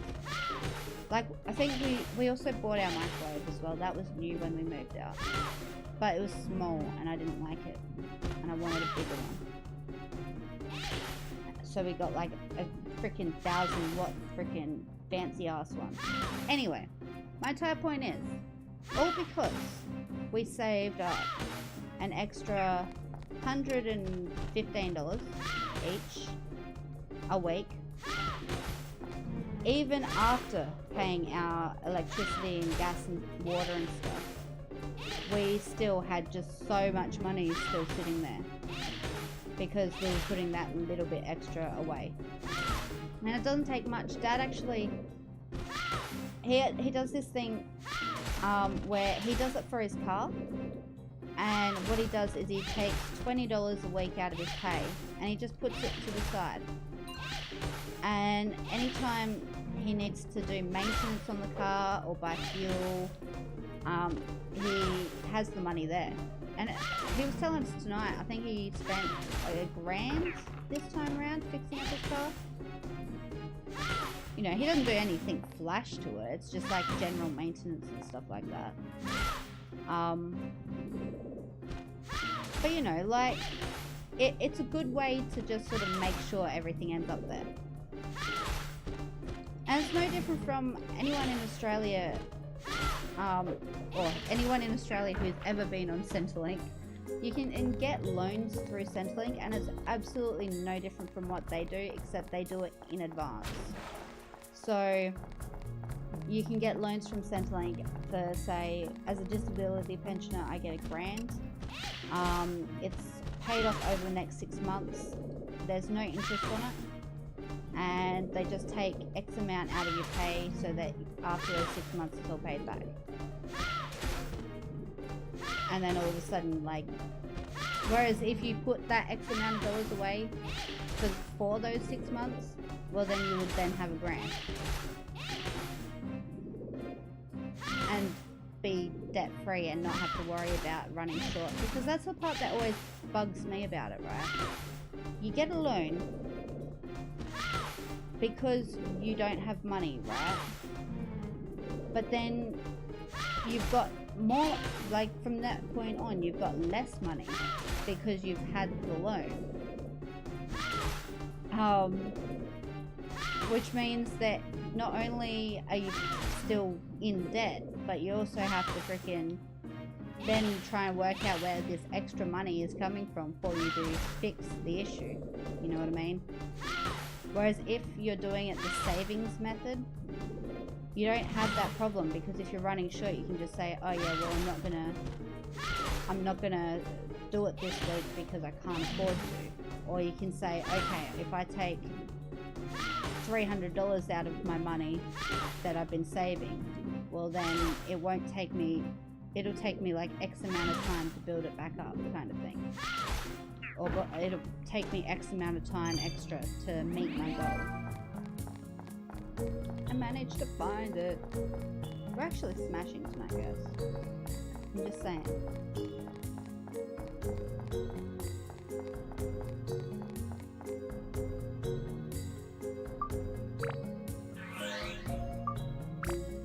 I hope Gino's okay.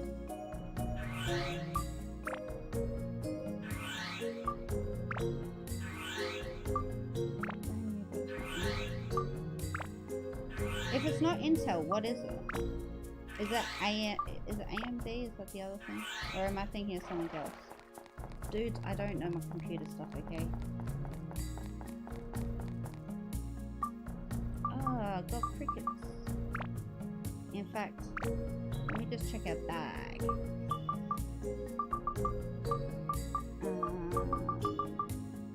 We may have to head back in a minute. We can probably get through another floor, but after that it's going to be problematic. We can chuck that down here.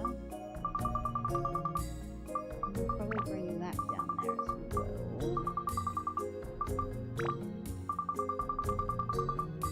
Just for a minute, Where are those and those? I can stash that there. Those are way too many of.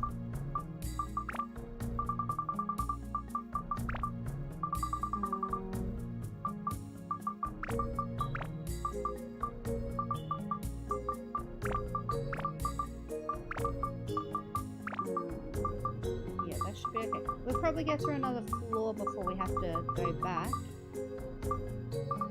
And then when we go back... What floor are we on? Fuck me, man. I hate how it doesn't just...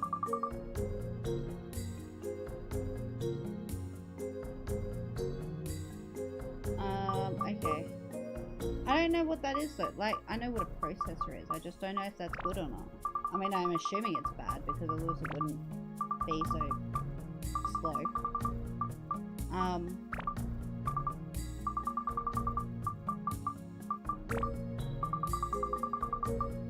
Like, I don't even know what my PC runs. I know it was custom built. That's a plus, right? You'd think so. It's bad. Okay, it's very, very bad, otherwise it wouldn't be running slow.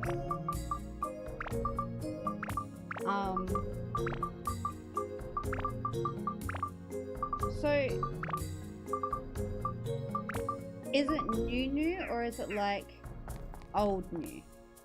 Because that can be the big difference. It can be like an outdated thing and still be brand new. And just sort of be older stuff. Some of the things that my stepmom's really bad for that sort of stuff as well. She on her thing, or what she does, is she doesn't do any research into things before she buys them. Which has led my little brother to have some really, really shit things. Which, like, and it's especially bad with phones, I find. There's been a few times this. Yeah, but that's what I mean, is like, is it just brand new, as in like new, or is it like, I mean, if it's using a bad processor, I would assume that it's sort of an older model, like it's not a new model with all the new shit in it, making it all fancy and stuff. Because most of the time, if something's bad, well, then they won't use it. They'll go with something else. But some manufacturers do. They still use something purely because it's cheap and people will pay money. You find that a lot with phones, at the very least. But yeah, like... Oh my gosh, man, I'm still so pissed about my phone. Guys, if any of you have any idea about how I can fix this bullshit ass crap, please, for the love of gosh, let me know.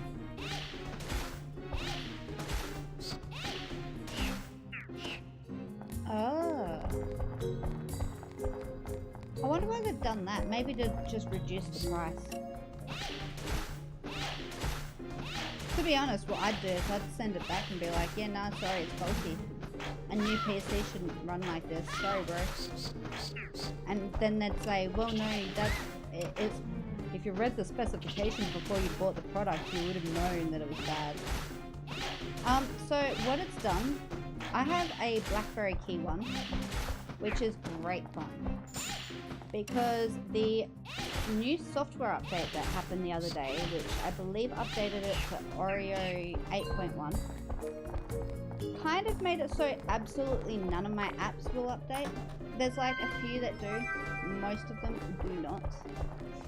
And I'm really disappointed, guys, because the other day it was, what was it called? The fucking Chikorita, community day in Pokemon Go, and I couldn't freaking, in fact I wasn't even going anywhere. My boyfriend was going to be so nice and he was going to take my phone over and our gotchas, and he was going to catch all the Pokemons for us. And you know what, he got down the road, realized that he was out of credit, my app won't update, so it won't even open, so he ended up just coming around, coming home, because there was nothing else for him to do. But like, I can't download new apps either, so one thing I was initially planning on doing was just uninstalling and reinstalling them all. Alright, no worries, man. Dude, they trapped me. But it won't install anything, like it won't install new apps, so I'm kind of screwed on that front. The only thing... Oh good, man, oh good. It was worth a shot. But yeah, like, I don't even know how they've managed to fuck this up. I honestly don't know. Like, there's reports going back at least 6 months saying that there's this issue, that issue, this issue, that issue, all about the Oreo update with the BlackBerry. And somehow, all of these issues are still occurring. When it first updated, actually, it was running really hot as well. It was, I had it on charge on the bed next to me, which is where I keep it when I'm sleeping. And I rolled over like 20 minutes after I put it on charge, and it was like a freaking battery pack had been sitting there for like 10 hours with the laptop on and shit like that. You know how they just warm up? Well, it was like that, only, you know, about 20 centimeters from my face on fabric. Where, okay, admittedly, I shouldn't keep it on my freaking bed either. But still, you know, it shouldn't heat up like that. Oh, I was meant to leave. I don't think we got that much on that floor though. I hope not. I think we mostly just got shit.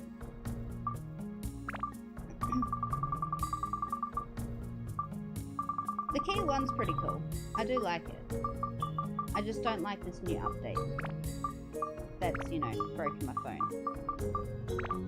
Completely. Nothing will update. Oh my gosh, it's doing my head in. The other day, I had a craving, and all my craving was to freaking... I just really wanted to play Adventure Capitalist. I wasn't feeling well. I just wanted to play a mind-numbing game where I didn't have to think or do anything, right? And it won't download. Like, it just will not download anything. I'm gonna have to get rid of those so I have room, because I just realized it was telling me I had 98 items. Which I'm assuming is because some of them are for my freaking bag. My puppets. This isn't the people's I thought I was. That was kind of cool.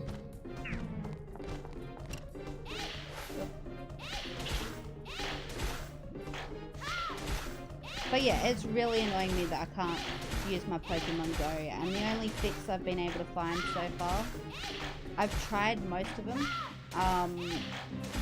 Like I've tried clearing all my caches, I've tried restarting it, I've tried... What else was there? I can't take screenshots either, that's the other fucking part that's pissing me off. It keeps telling me there's no room for screenshots. And it's like, what do you mean there's no room? I've still got like... I'm not even using that much of my internal storage or my external storage. I'm using like no room on my phone. I'm using maybe half of it, right? But apparently I've got no room to save the screenshot. Holy shit. One of those off over here.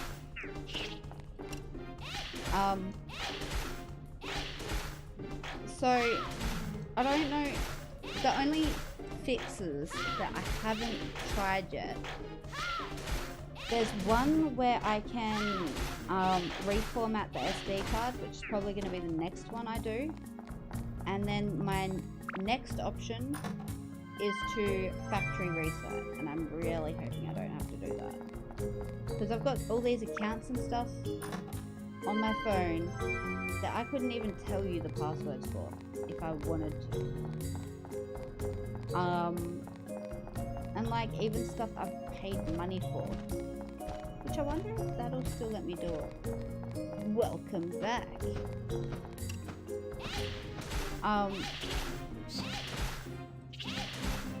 But yeah, like all I wanted to do the other day was send my boyfriend a screenshot, and I couldn't do it because freaking...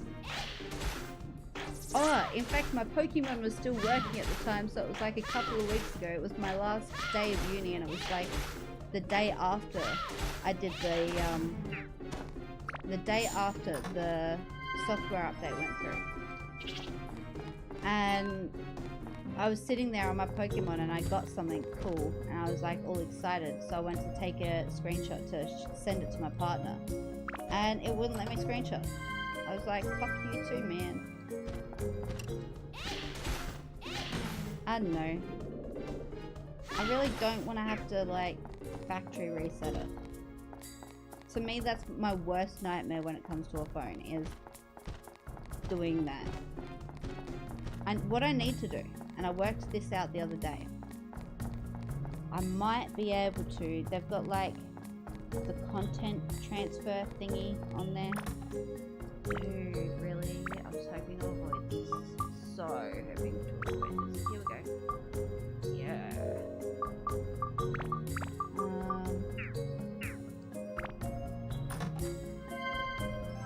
It wasn't even good. Okay, we need to... I know what I can do. Weapons. Yeah. Repair.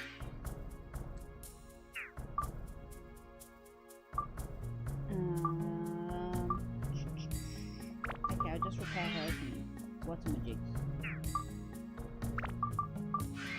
So I must be starting to run low on the freaking repair powder, I think. Oh, actually, no, I've collected a few, haven't I?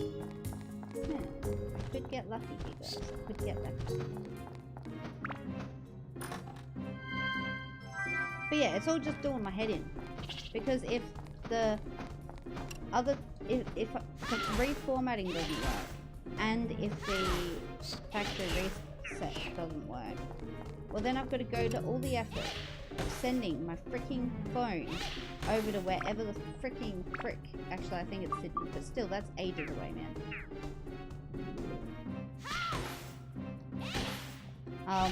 Then I'll have to send it over to Sydney, which will probably take a freaking week for them to have a look at it, and then they'll be like, oh yeah, by the way, you've got water damage, we're just going to replace your phone.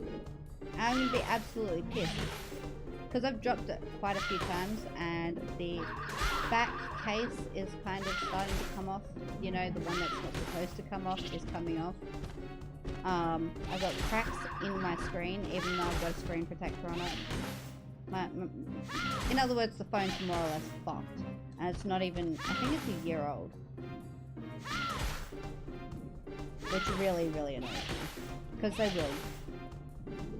Every time I've taken a phone to be repaired, that's what they say. Oh yeah, sorry, there's a little bit of water damage. And it's like, well, no, it hasn't been near water. But, you know, apparently it saves them, you know, time and staff. And they charge you more money to do the exact same fucking shit. Except they don't do anything. They just replace it. They get a box out of the back room.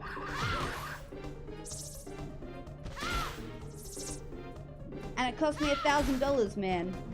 $1,000 phone, and nothing will freaking work on it now.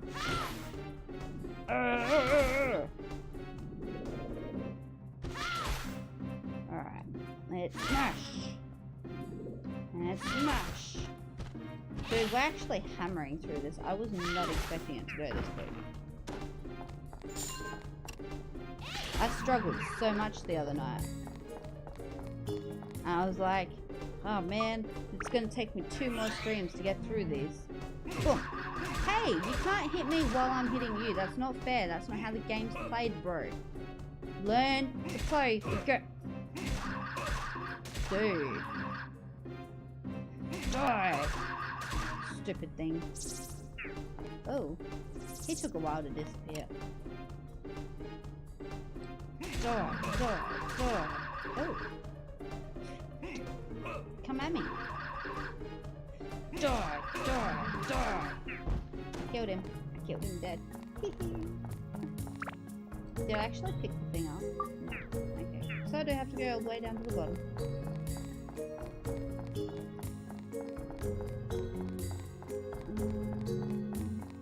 I've got to go all the way down to the bottom, man. Just once, I wish that the game could make things convenient, you know? Maybe just sort of leave it right near the top, right near that door, you know? Switch that, bring that down. I don't fucking know. Where are you meant to put things when you've got all the places where you put things full? Alright.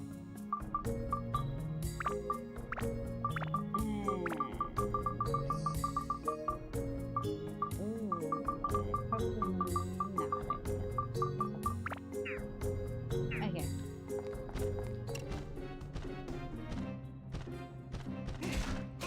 Oh, I poisoned it straight away. Ha!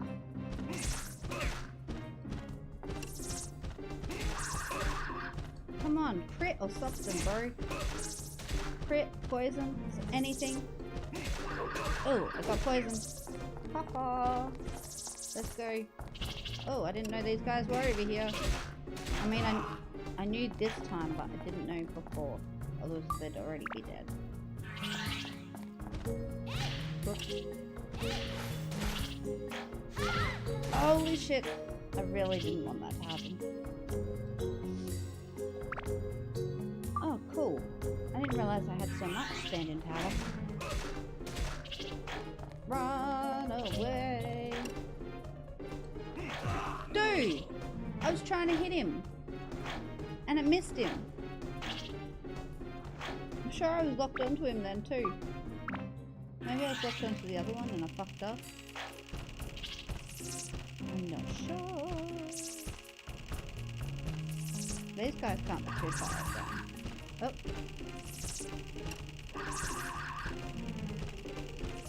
Here's just about dead.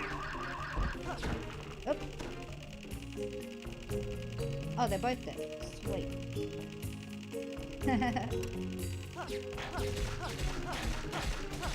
Okay, let's just shoot the fuck out of them. Stupid barons. These are the guys with all the money. Look at their fancy heads and fancy clothes. Die! Seriously? Why are none of them giving me money? I'm not getting any money at the moment. It's fucking ridiculous. Oh, fuck this. Here we go. Oh, that's right. He can't kill them. Okay. It gives us a chance to use one of our revival powders. And to replace one of them. Probably want to use him. I think we should probably revive her as well. There we go. Beat him with a funny stick. Die! Come on, bro. Just get poisoned. It's really fun. Just ask your buddy. Die!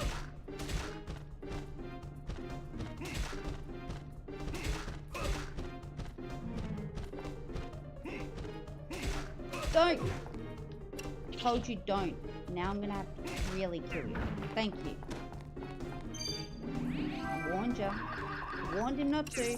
What did he do? He decided to fuck with me. So guess what? He's dead. Let's go. In fact, we're gonna get out of this place. We need to go sell some stuffs. I'm disappointed there's no water on this floor, actually. Alright. Let's go. Let's go sell our bait and our amulets and our potions and brews. I think that's all I've done so far. Let's see. Go to Queens. Every time I read that, every time I see the word Queens, I automatically think of Queensland. And it's not so different. Queensland's a really warm place, man. A really warm place. Probably. Oh, it is open. I thought it was shut.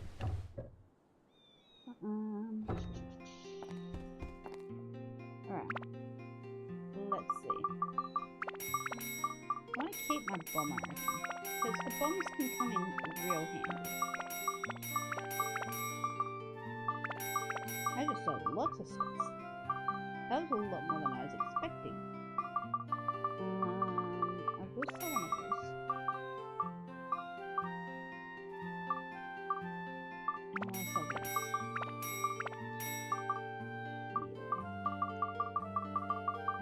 I think we should go buy some important stuff before we waste our money at this shop. Just because I don't want to end up running out of this stuff again. The money stuffs. Although, you know, we've got a whole... How many floors? 4.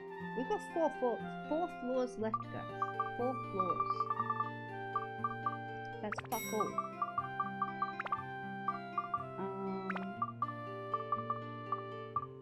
We've got plenty of those powders. We should be alright for stand-in powders. You know what? I'm gonna sell that one. It didn't work with my organisation. We will go get some more revival powders. In fact, we may get some more stand-in powders as well. Purely. Should we? How many revival powders do we have? Oh, we've only got 4. Yeah, we'll pick up some more revival powders.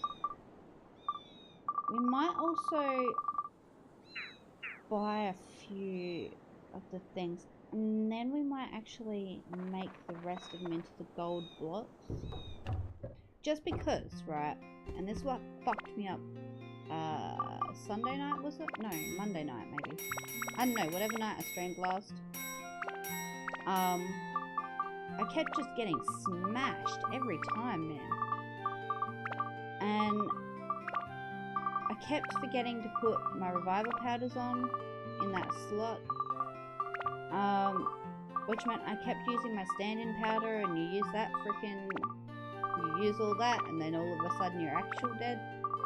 And you have to leave, and you lose half your money when you leave, and then you only have half your money. No worries, man. If the boss is the boss on floor 100, or is it on like floor 101 kind of thing? Because we're actually not doing the boss tonight. That's going to be saved for tomorrow night, regardless of whether or not we make it there. But massive thank you for watching, man. Really appreciate it, and it's been great chatting with you. Yeah, so what I'll probably do is I'll probably save that. In fact, we may even call it here. Ah, fuck it, we're gonna go back in. It's only been yeah, it's only been 2.5. Yeah. So, what we'll do is we'll go down and we'll do another 3 or 4 floors. 3 floors. 3 floors! And then we'll run away, and then we will smash it tomorrow night. Tomorrow night! Oh my gosh, I'm so keen for that. This has been like the world's longest series, guys. I'm so sorry. Like, actually no, you know what's even longer than this? Me playing Crash is what's longer than this. That was a long one. Is a long one. It's still technically going. We are going to go back to Crash. We may even start back on Crash tomorrow night. We don't have much to do in Crash. But I do want to take care of this first. You know, actually say that I finished a game properly all the way through.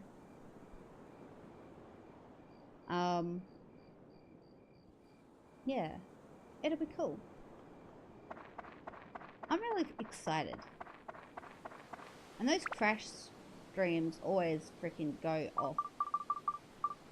Like, you end up with, I was ending up with, at some points, like 10 or 12 people watching me at a time. I was like, whoa, this many people want to watch me play Crash? It was insane, guys. It was insane. Let's save that. But, again, a lot of those are people. Massive thank you for the follow, man. Really appreciate it. Look forward to catching up with you again. Definitely. What we're going to do though is we are going to take a quick break. We don't have that much to do, but we've got enough to call it worth it still. So, I will be back in approximately 5 minutes. And... oh, and don't let me forget to run the credits again tonight, guys. I need to get into the habit of it. I need to do it. Alright, I'll be back in 5.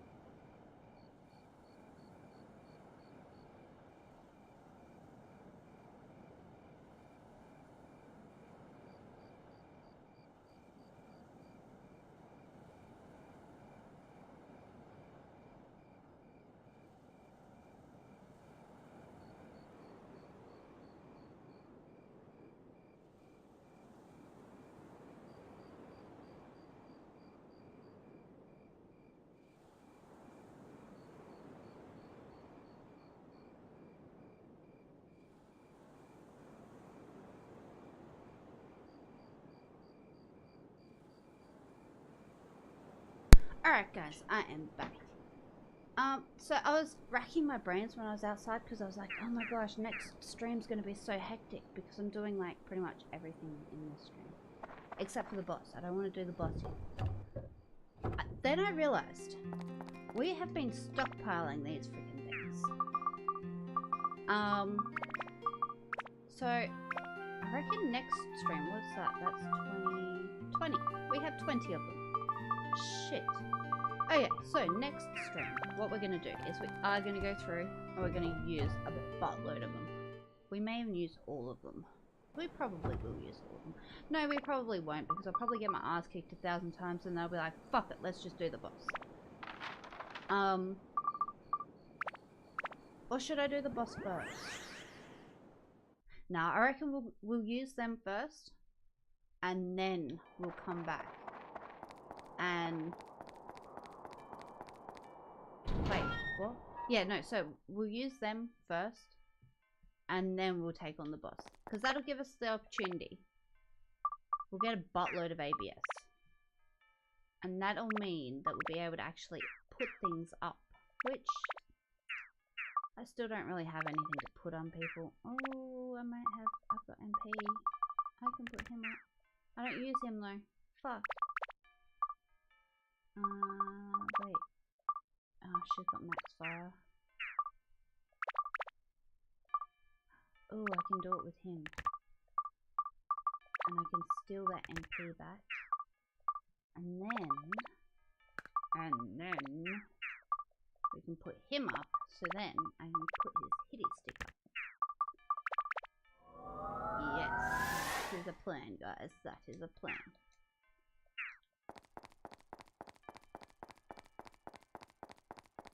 So, we'll have the chance not only to get a buttload of gems and shit next stream, we'll also have the chance to get a buttload of ABS and actually put things up properly, which is going to be mad. And then we'll take on the boss and we'll kick ass because we have everything up.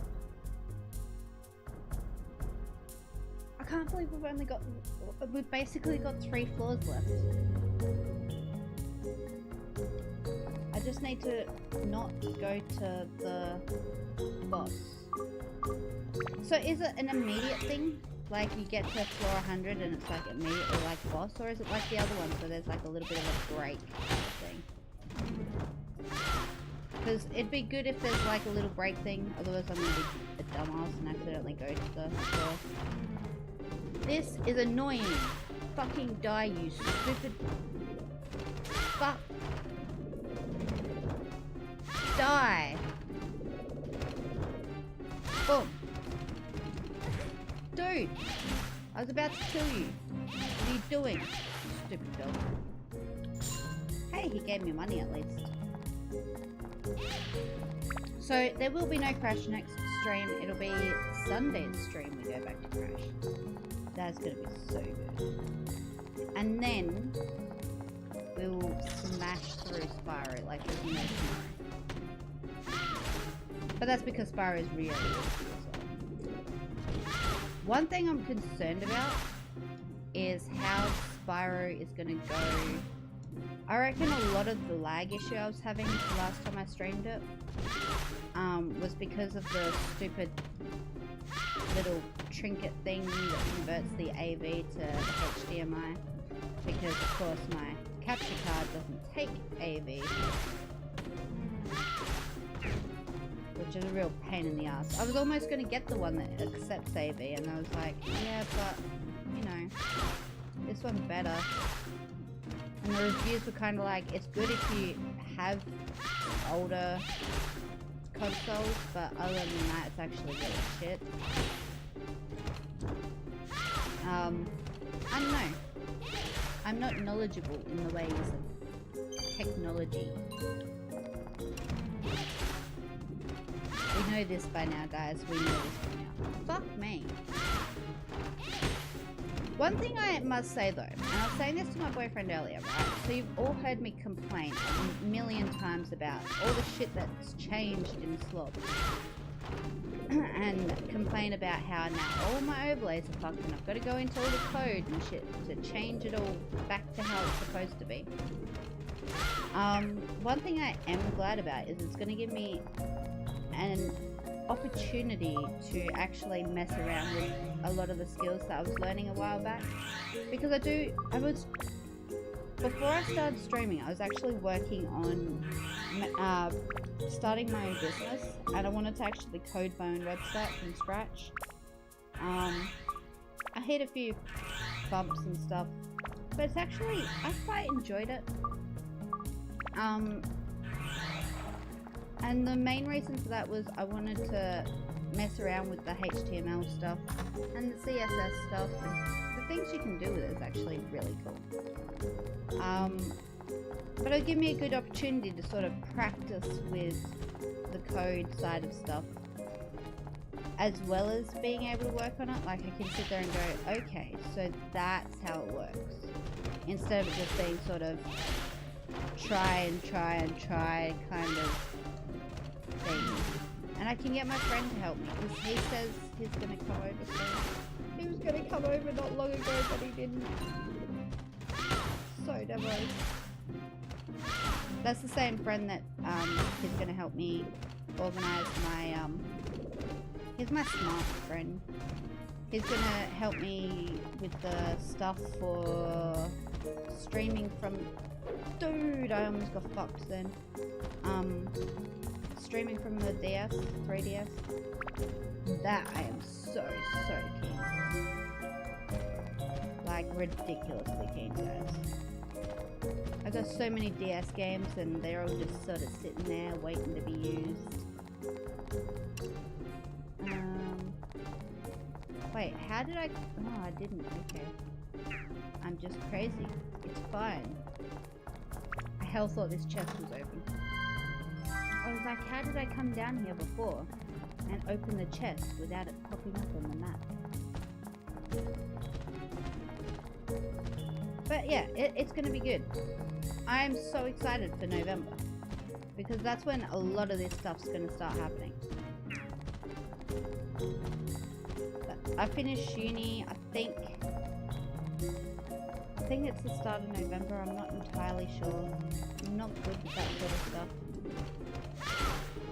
Around, I think it's the 21st of November is when Spyro Reignited comes out, which I am also so keen for. But in general, I'm going to have all this extra time where I'm going to be able to, you know, finish the emotes, fix things, fix all the different little issues that I'm having. I mean, at this rate, honestly, guys, I've spent that much time sleeping lately that I haven't been able to even really fix my phone. So you can just imagine what it's going to be like for the next 4 freaking weeks. I've got another assignment to do. It's also worked 40% of my mark. Depending on how my assignment from the other day is received by my philosophy teacher, is going to heavily depend on how hard I have to work on the next assignment. Like I said, I'm only aiming for a pass. I do not care if it's like a low pass. As long as I hit above that 50% mark, I do not give a shit. I'm not trying to aim for a freaking awesome GPA. I'm not trying to freaking... See, this is what's great about accepting things, right? A while back, I was actually really crushed a while back. So this is going back like 2 years ago. And what it was there was a topic, in fact it would have been longer than that, shit. Maybe it was 3 or 4 years ago. But there was like this topic where I hell bombed out on the exam, and I got a really low grade for the topic, I think. And there was like a few topics as well where I'm not sure if the teacher realized what a dick thing he did, but it was like I'd get something like 2 points off of a distinction. So it'd be dropped to what's called a credit. And it was such bullshit, man. I was so fucking pissed because it happened, and it was almost always the same freaking teacher. And what it was, I think, in part was he was sick of the fact that I was one of the students that never attended, and he had said so many times during the lectures and stuff that, you know, he hated the fact that he had to record the lectures purely because I think it ended up being every time him talking to a room with 6 students. And it's like, what's the point of it? Like, it's meant to be a discussion, and there's 6 of yous here. Like, if it wasn't for you 6, say there's like an emergency with one person, and then an emergency with another person, and then someone else has an appointment. Well, there goes half your fucking class. You know, I can totally understand that. But part of the entire issue was he couldn't really get around recording it either. So I have what's called an access plan, which is also called an action plan, disability action plan. And what it is it's like special requirements and stuff like that. I mostly only use it for exams, but one of the ones in mine is because I've got a sleeping disorder. I can actually go in and record lectures and stuff like that. And up until about 2 years ago, most of the lectures that I had were recorded anyway, like by the university. Which I know with this particular teacher, there was a few times where he was like, oh, we're not going to be recording, and then like I've handed in my action plan and it's like, oh yeah, well I'm recording it now. I think it was just easier because heaps of students complain about it as well. It's a great way to revise. But anyway, I think he just sort of got the shits, and every single assignment I had with this guy, like, it'd be so close to a distinction, and he'd just sort of, like, there was one of the assignments where I was like one mark shy of getting that distinction, and it just didn't happen. Anyway, so basically what happened, because with my university, apparently the way it works is it's put as the lowest of the mark, if that makes sense. So if you get a distinction, it's put, I believe, is that 75? Hang on, give me a sec, I'll bring it up. Push that.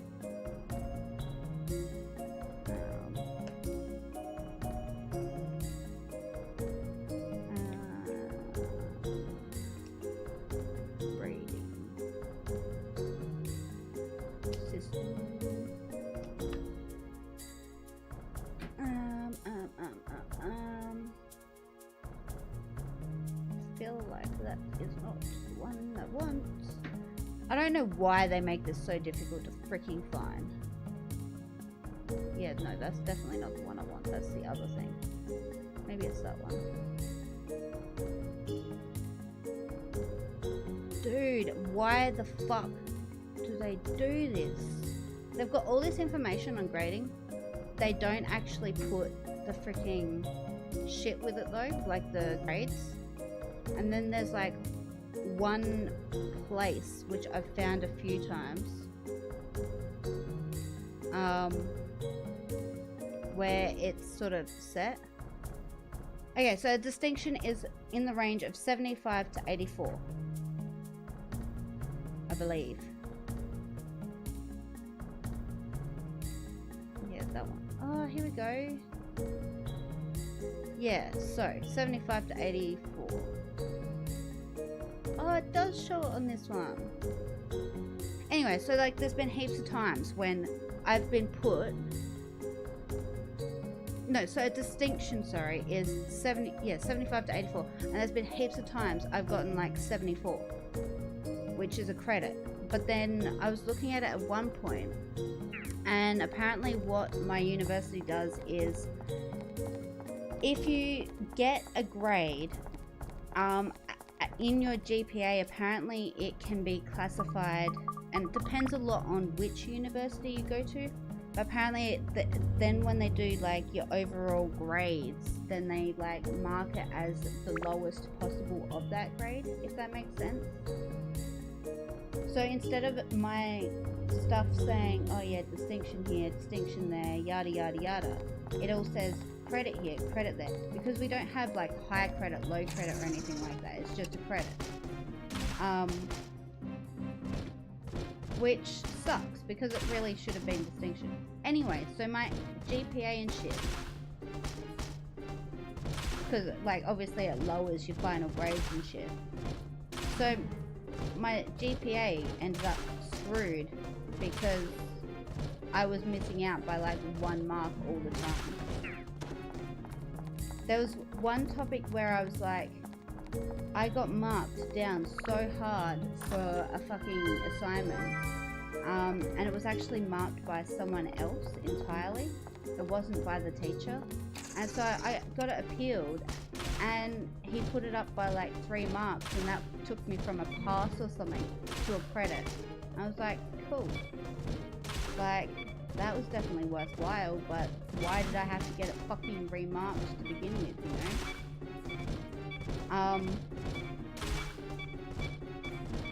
Come on. Oh, okay, let's not do that. But yeah, so anyway, for psychology is uber competitive, guys. Uber competitive.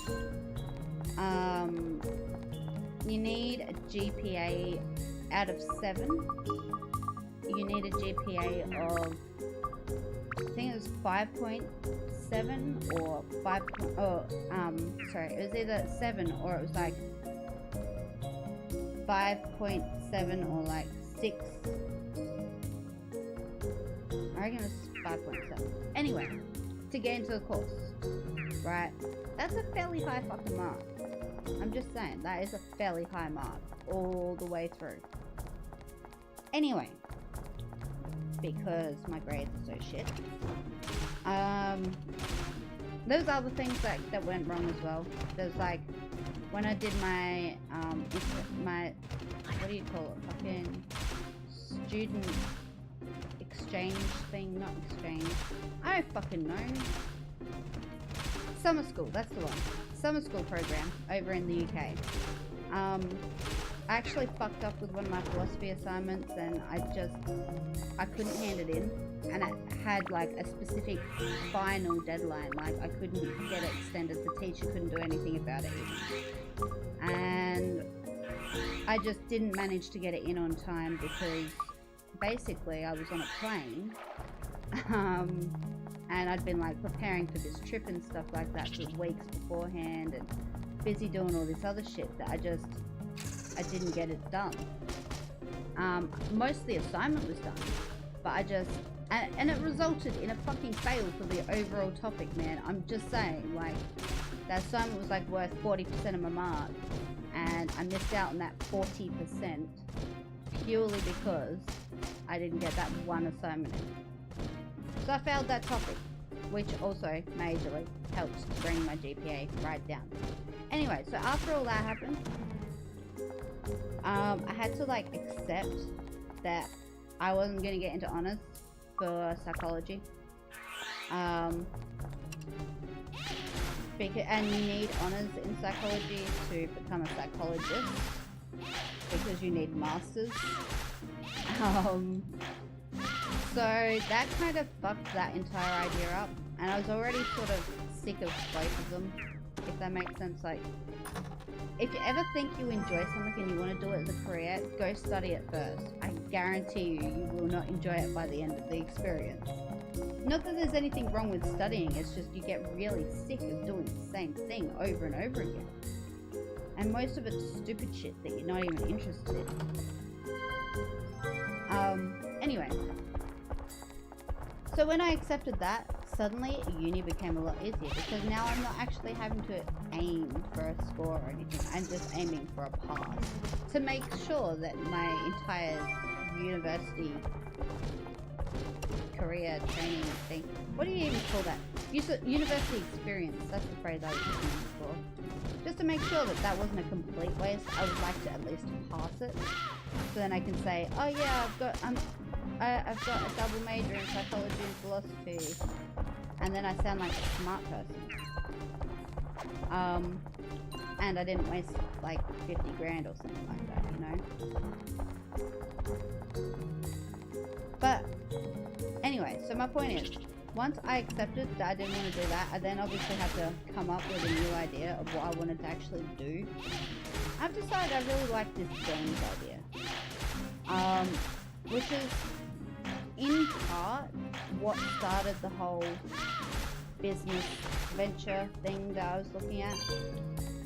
So it's not just about the whole games idea itself, it's about creating educational opportunities that are also fun. Because realistically, there's not that much out there. Most of it's boring as fuck. But could you imagine, like, if you were able to sit down and study and learn and have fun all at once? I think that'd be cool. Or maybe that's just the inner nerd. Anyway, I'm gonna bring out a whole freaking range eventually. But I want to do like philosophy and psychology and French and Spanish and fucking all sorts of stuff. Geography, environmental stuff, which that's not so easy. It's just a matter of doing it and finding ways to implement it properly. Which I've come up with a few good ways. And I'm gonna just do purely fun ones as well. Just for shits and giggles. But that's my plan now. That's what I'm slowly trying to work towards. The problem is money. And organisation and, you know, with brains. Brains probably would help. What I need to do is I probably actually need to go and study business after I finish my degree. This is something I am very unenthusiastic about. Mostly because it requires me studying more. And I'm so not looking forward to that. First year's alright, second and third year it gets intense again. And my boyfriend talks a lot. And it does my head in. And he'll interrupt me while I'm studying. And I can't focus, man. I can't focus. Focusing's never been my strong suit. Oh yeah, like I mentioned before, sometimes my grades are pretty bad.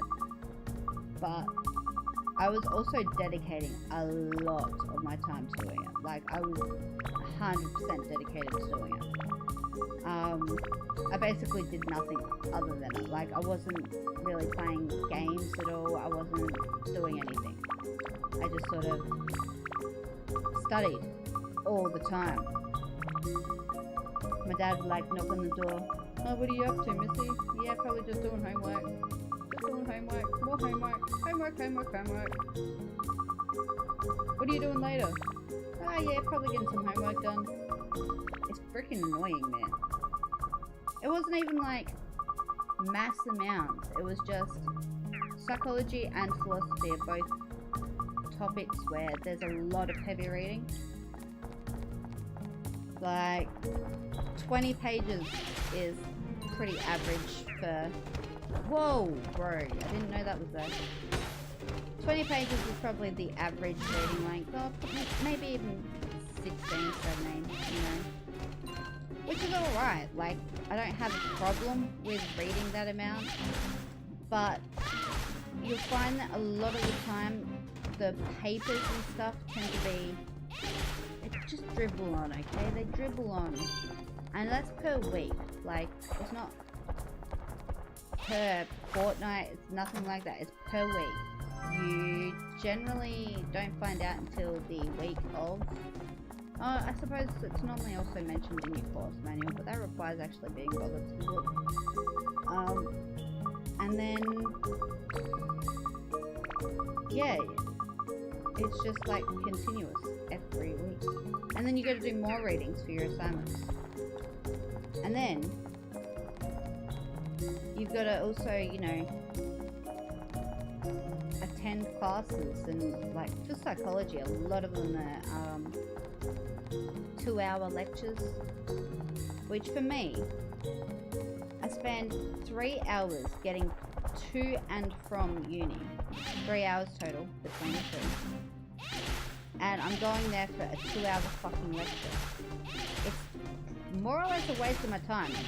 It's more or less a waste of my time. Like, I don't have a problem with watching the lecture per se, but, you know, that sort of shit's annoying. So, it was good when they were recorded, because I could just sit at home and not have to go to the class, and then, because I don't have to go to the class, I saved myself 3 fucking hours a week. Sometimes more. Because sometimes they'll be like, oh yeah, so you've got a lecture this day, and a lecture that day.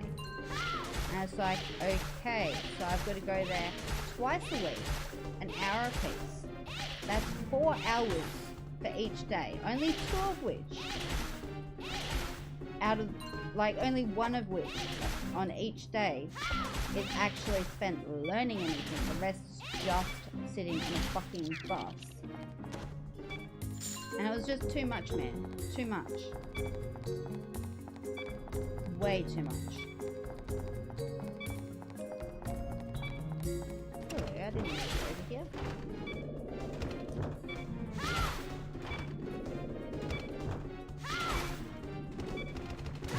But my point is, I don't have to worry about any of this stuff anymore. It's a fantastic feeling.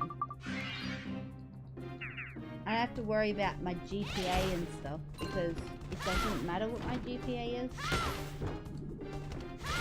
I just need to focus on getting that pass, guys. Pass. Come on, bro. Just die already. Boom. Boom. Now give me my goods. No, not you. Fuck. I'm gonna be pissed if it's the one up the top. Mostly because I just came from up there.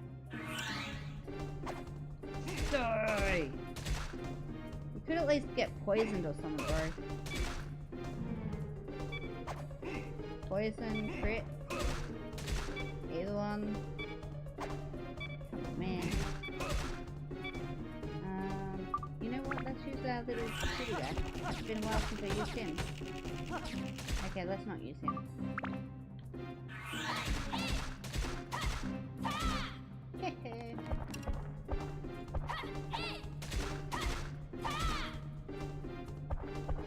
He's actually not bad. Dude, that's really annoying. Die! Stupid Joker.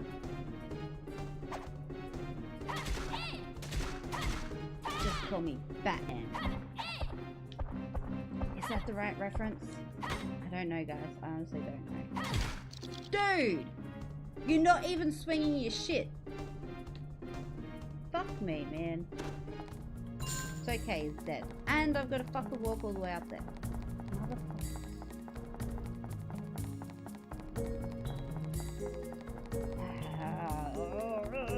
I feel like this floor has taken an extremely long time compared to the last 10. Last 12. We started off so strong tonight, guys.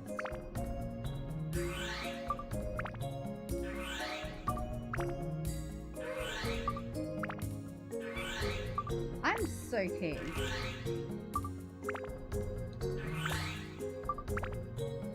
So keen. Tomorrow's gonna be sick. Okay. Thank you. Let's go smash this other guy. I reckon that's one of those lich or licks or whatever you want to fucking call it. Oh, it'd be lich. Because it's like a witch. Only it flies. Oh, it's not. It's a Joker.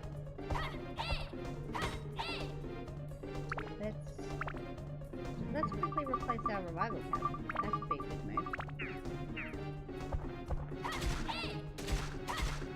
Yeah, tomorrow's stream's gonna be mad. Tomorrow we take on the boss. We get to go into some of these back rooms that I've been avoiding for ages. And then I'm also really looking forward to like playing Crash as well on, what day is it? Freaking Sunday. It's a stream after. I mean, we don't know how long we're gonna be stuck here tomorrow night either, guys. We could be stuck freaking playing Dark Cloud for the rest of eternity. Because I'm determined to kick this boss's ass before I freaking play anything else. I'm just saying.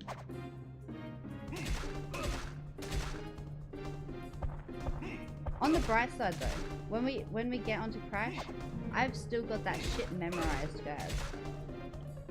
I couldn't explain it to you only because I don't even know how to explain it.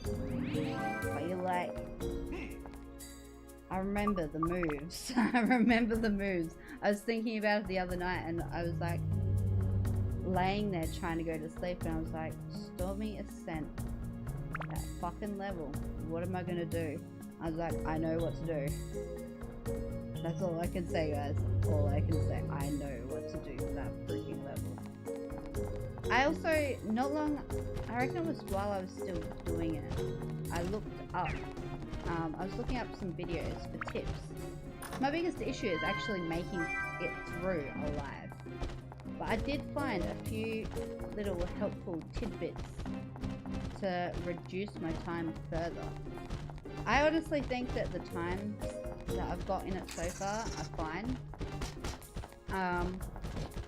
But there's always, you know, room for improvement. Frickin' out of my face! Out of my face! Oh, I got a crit! I like crits. Oh, and I managed to poison him. Out of my face, Mimic.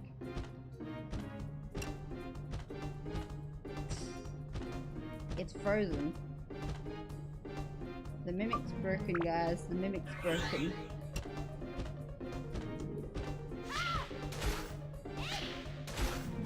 Oh, it's suddenly on the move. Not cool, bro. Boom. Dude. This other asshole shouldn't be too far. Oh. Yeah. Hey, that's cheating.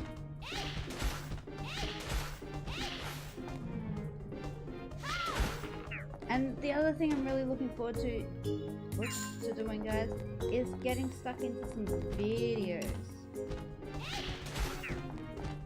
Because I'm really getting into freaking Disney Magic Dice, and if you haven't downloaded it yet and you're into it, or if you like board games, or if you like Disney, get onto it because it's disappearing soon.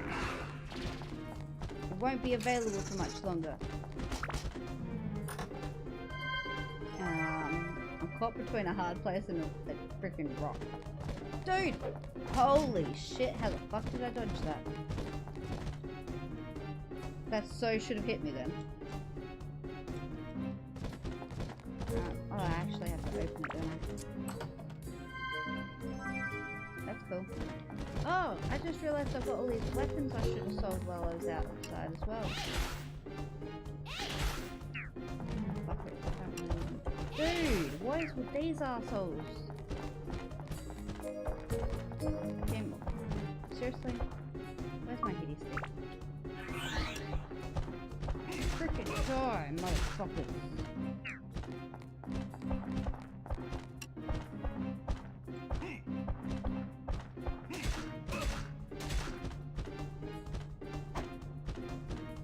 Okay, so he's got issues.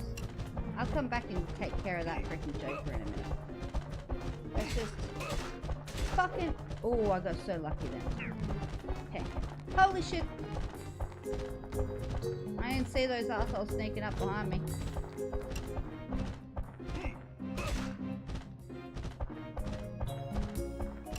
Yep, there's that guy done.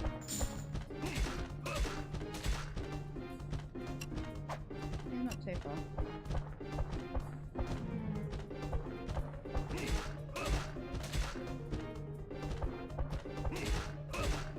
What are these fucking jokers impervious to poison or something? Or just as I say it. Oh. Dude, I would be so screwed right now if it wasn't for this poison. Dude, really? Stop coming back.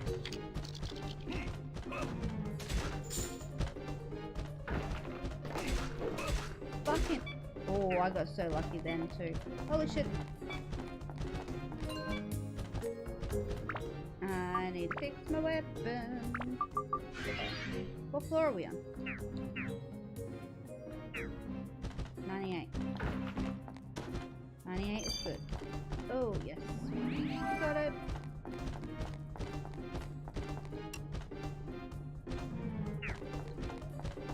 Dude, just die. You can't escape my poisonous rat. Oh, mate. He tried. He tried so hard, it just wasn't enough. Fuck off. Ah, nope. Nope, nope, nope, nope. Out of the way. Okay, goodbye. I'm not even gonna deal with that mimic at the moment either. Not with those other assholes standing around. I have one of them shooting at me. The other one freaking roundhousing me. Oh no! I don't think I got another one. Guys, I forgot to buy feathers. Please be a feather in here. No. Let's just check. I may have picked one up at some point. I don't think we did. Ah, dudes, we didn't get feathers.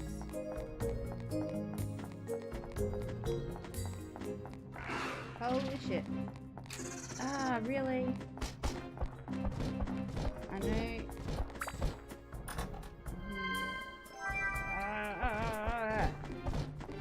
I'm only doing another floor if I get a feather out of this chest, man. Ah! So I'm gonna have to leave and then I'll probably call it quits. Mostly because I don't want to have to run around with my feather missing. So we'll only have one floor to do tomorrow night and then we'll be at the boss. Which is pretty cool. We got a lot more done in this than I expected tonight. Yes, well what do you want me to do? Magically freaking find some water? Or you want me to run past? I'm gonna regret doing it, but I might have to run into the scary room. It shouldn't take me too long in there though. So it might be okay. My biggest issue is going to be once they see me, they're going to try and block me off. Ooh, so close then.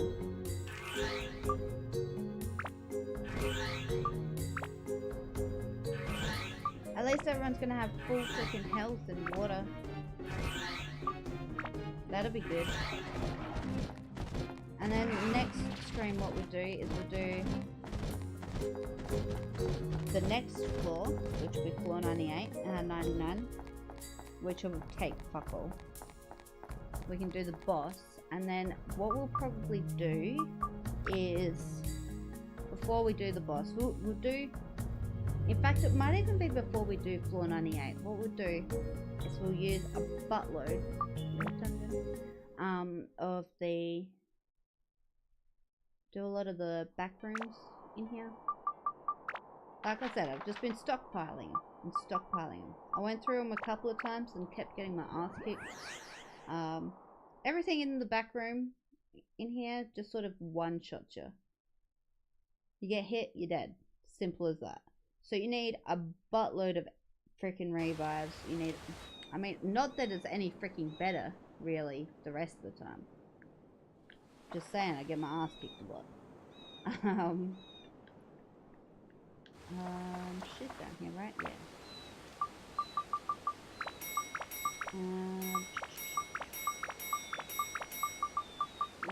I might actually keep that, just in case I need it for the boss. Come on. Chicken. Dude.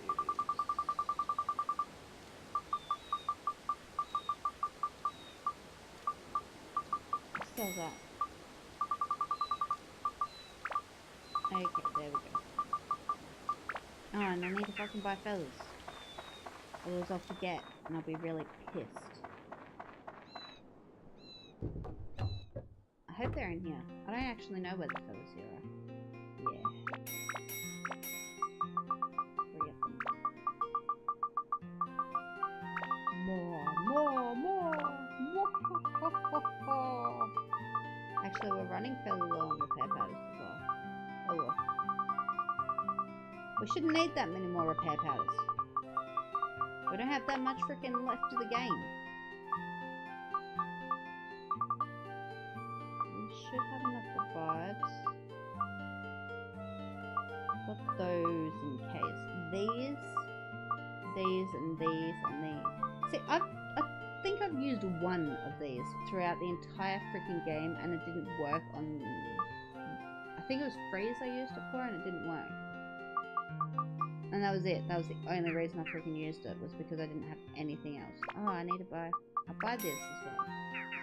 I might chuck all that stuff, all that gold, precious gold, into here. But we're gonna smash. We really are. We're gonna smash.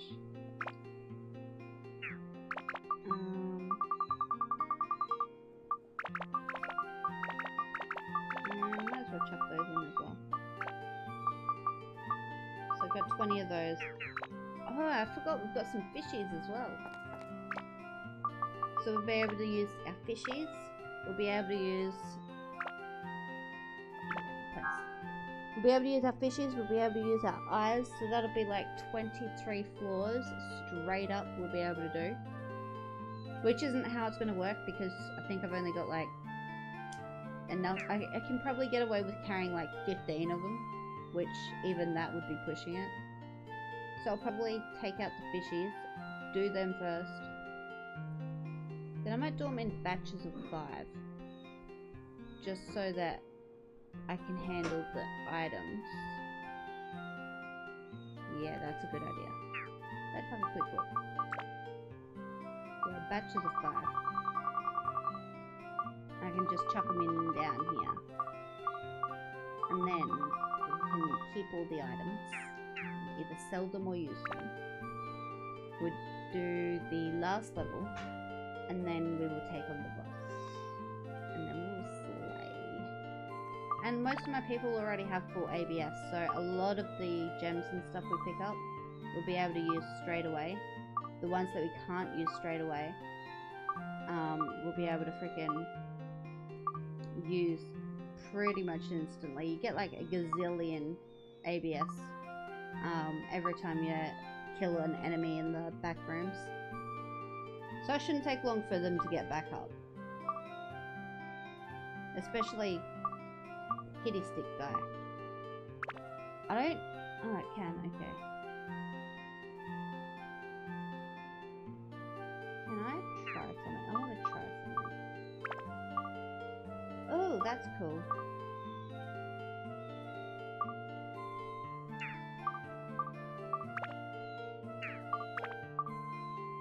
That's really cool. Anyway. That being said, guys, I reckon that's enough for tonight. Massive thank you for everyone who's dropped by to say hey. Really do appreciate it. We're really looking forward to tomorrow night's stream. Make sure you come check it out. I've just explained everything we're going to do, so if you're not interested in any of that, then make sure you drop by for Sunday, which will probably be Crash. You'll get to watch me die a lot, which apparently that's amusing. I may even be able to drag Aussie Man into that one as well, depending on how we go. He's hijacked my stream a few times, so apparently it's amusing. Alright, roll credits. I wonder if it works this time. It didn't work. Dudes, I need to work out. Maybe there's like a different way. Maybe you need to like set it up differently or something. I don't know.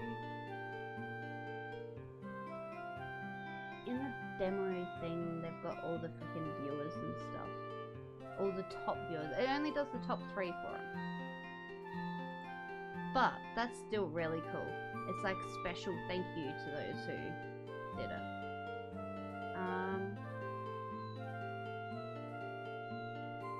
Yeah.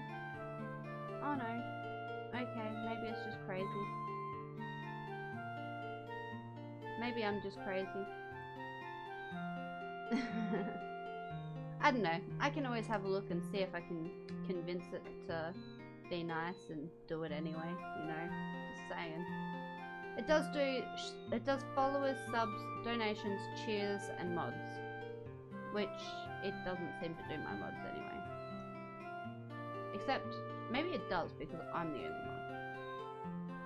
And Nightbot or something was my other mod. But I think I haven't seen that in a little while, so I think maybe I revoked the permissions or something like that. Who knows, guys? Who knows? This is me we're talking about. I see it. I think, oh, that's cool, and that's as far as my brain handles the information. Yeah. My brain's not good.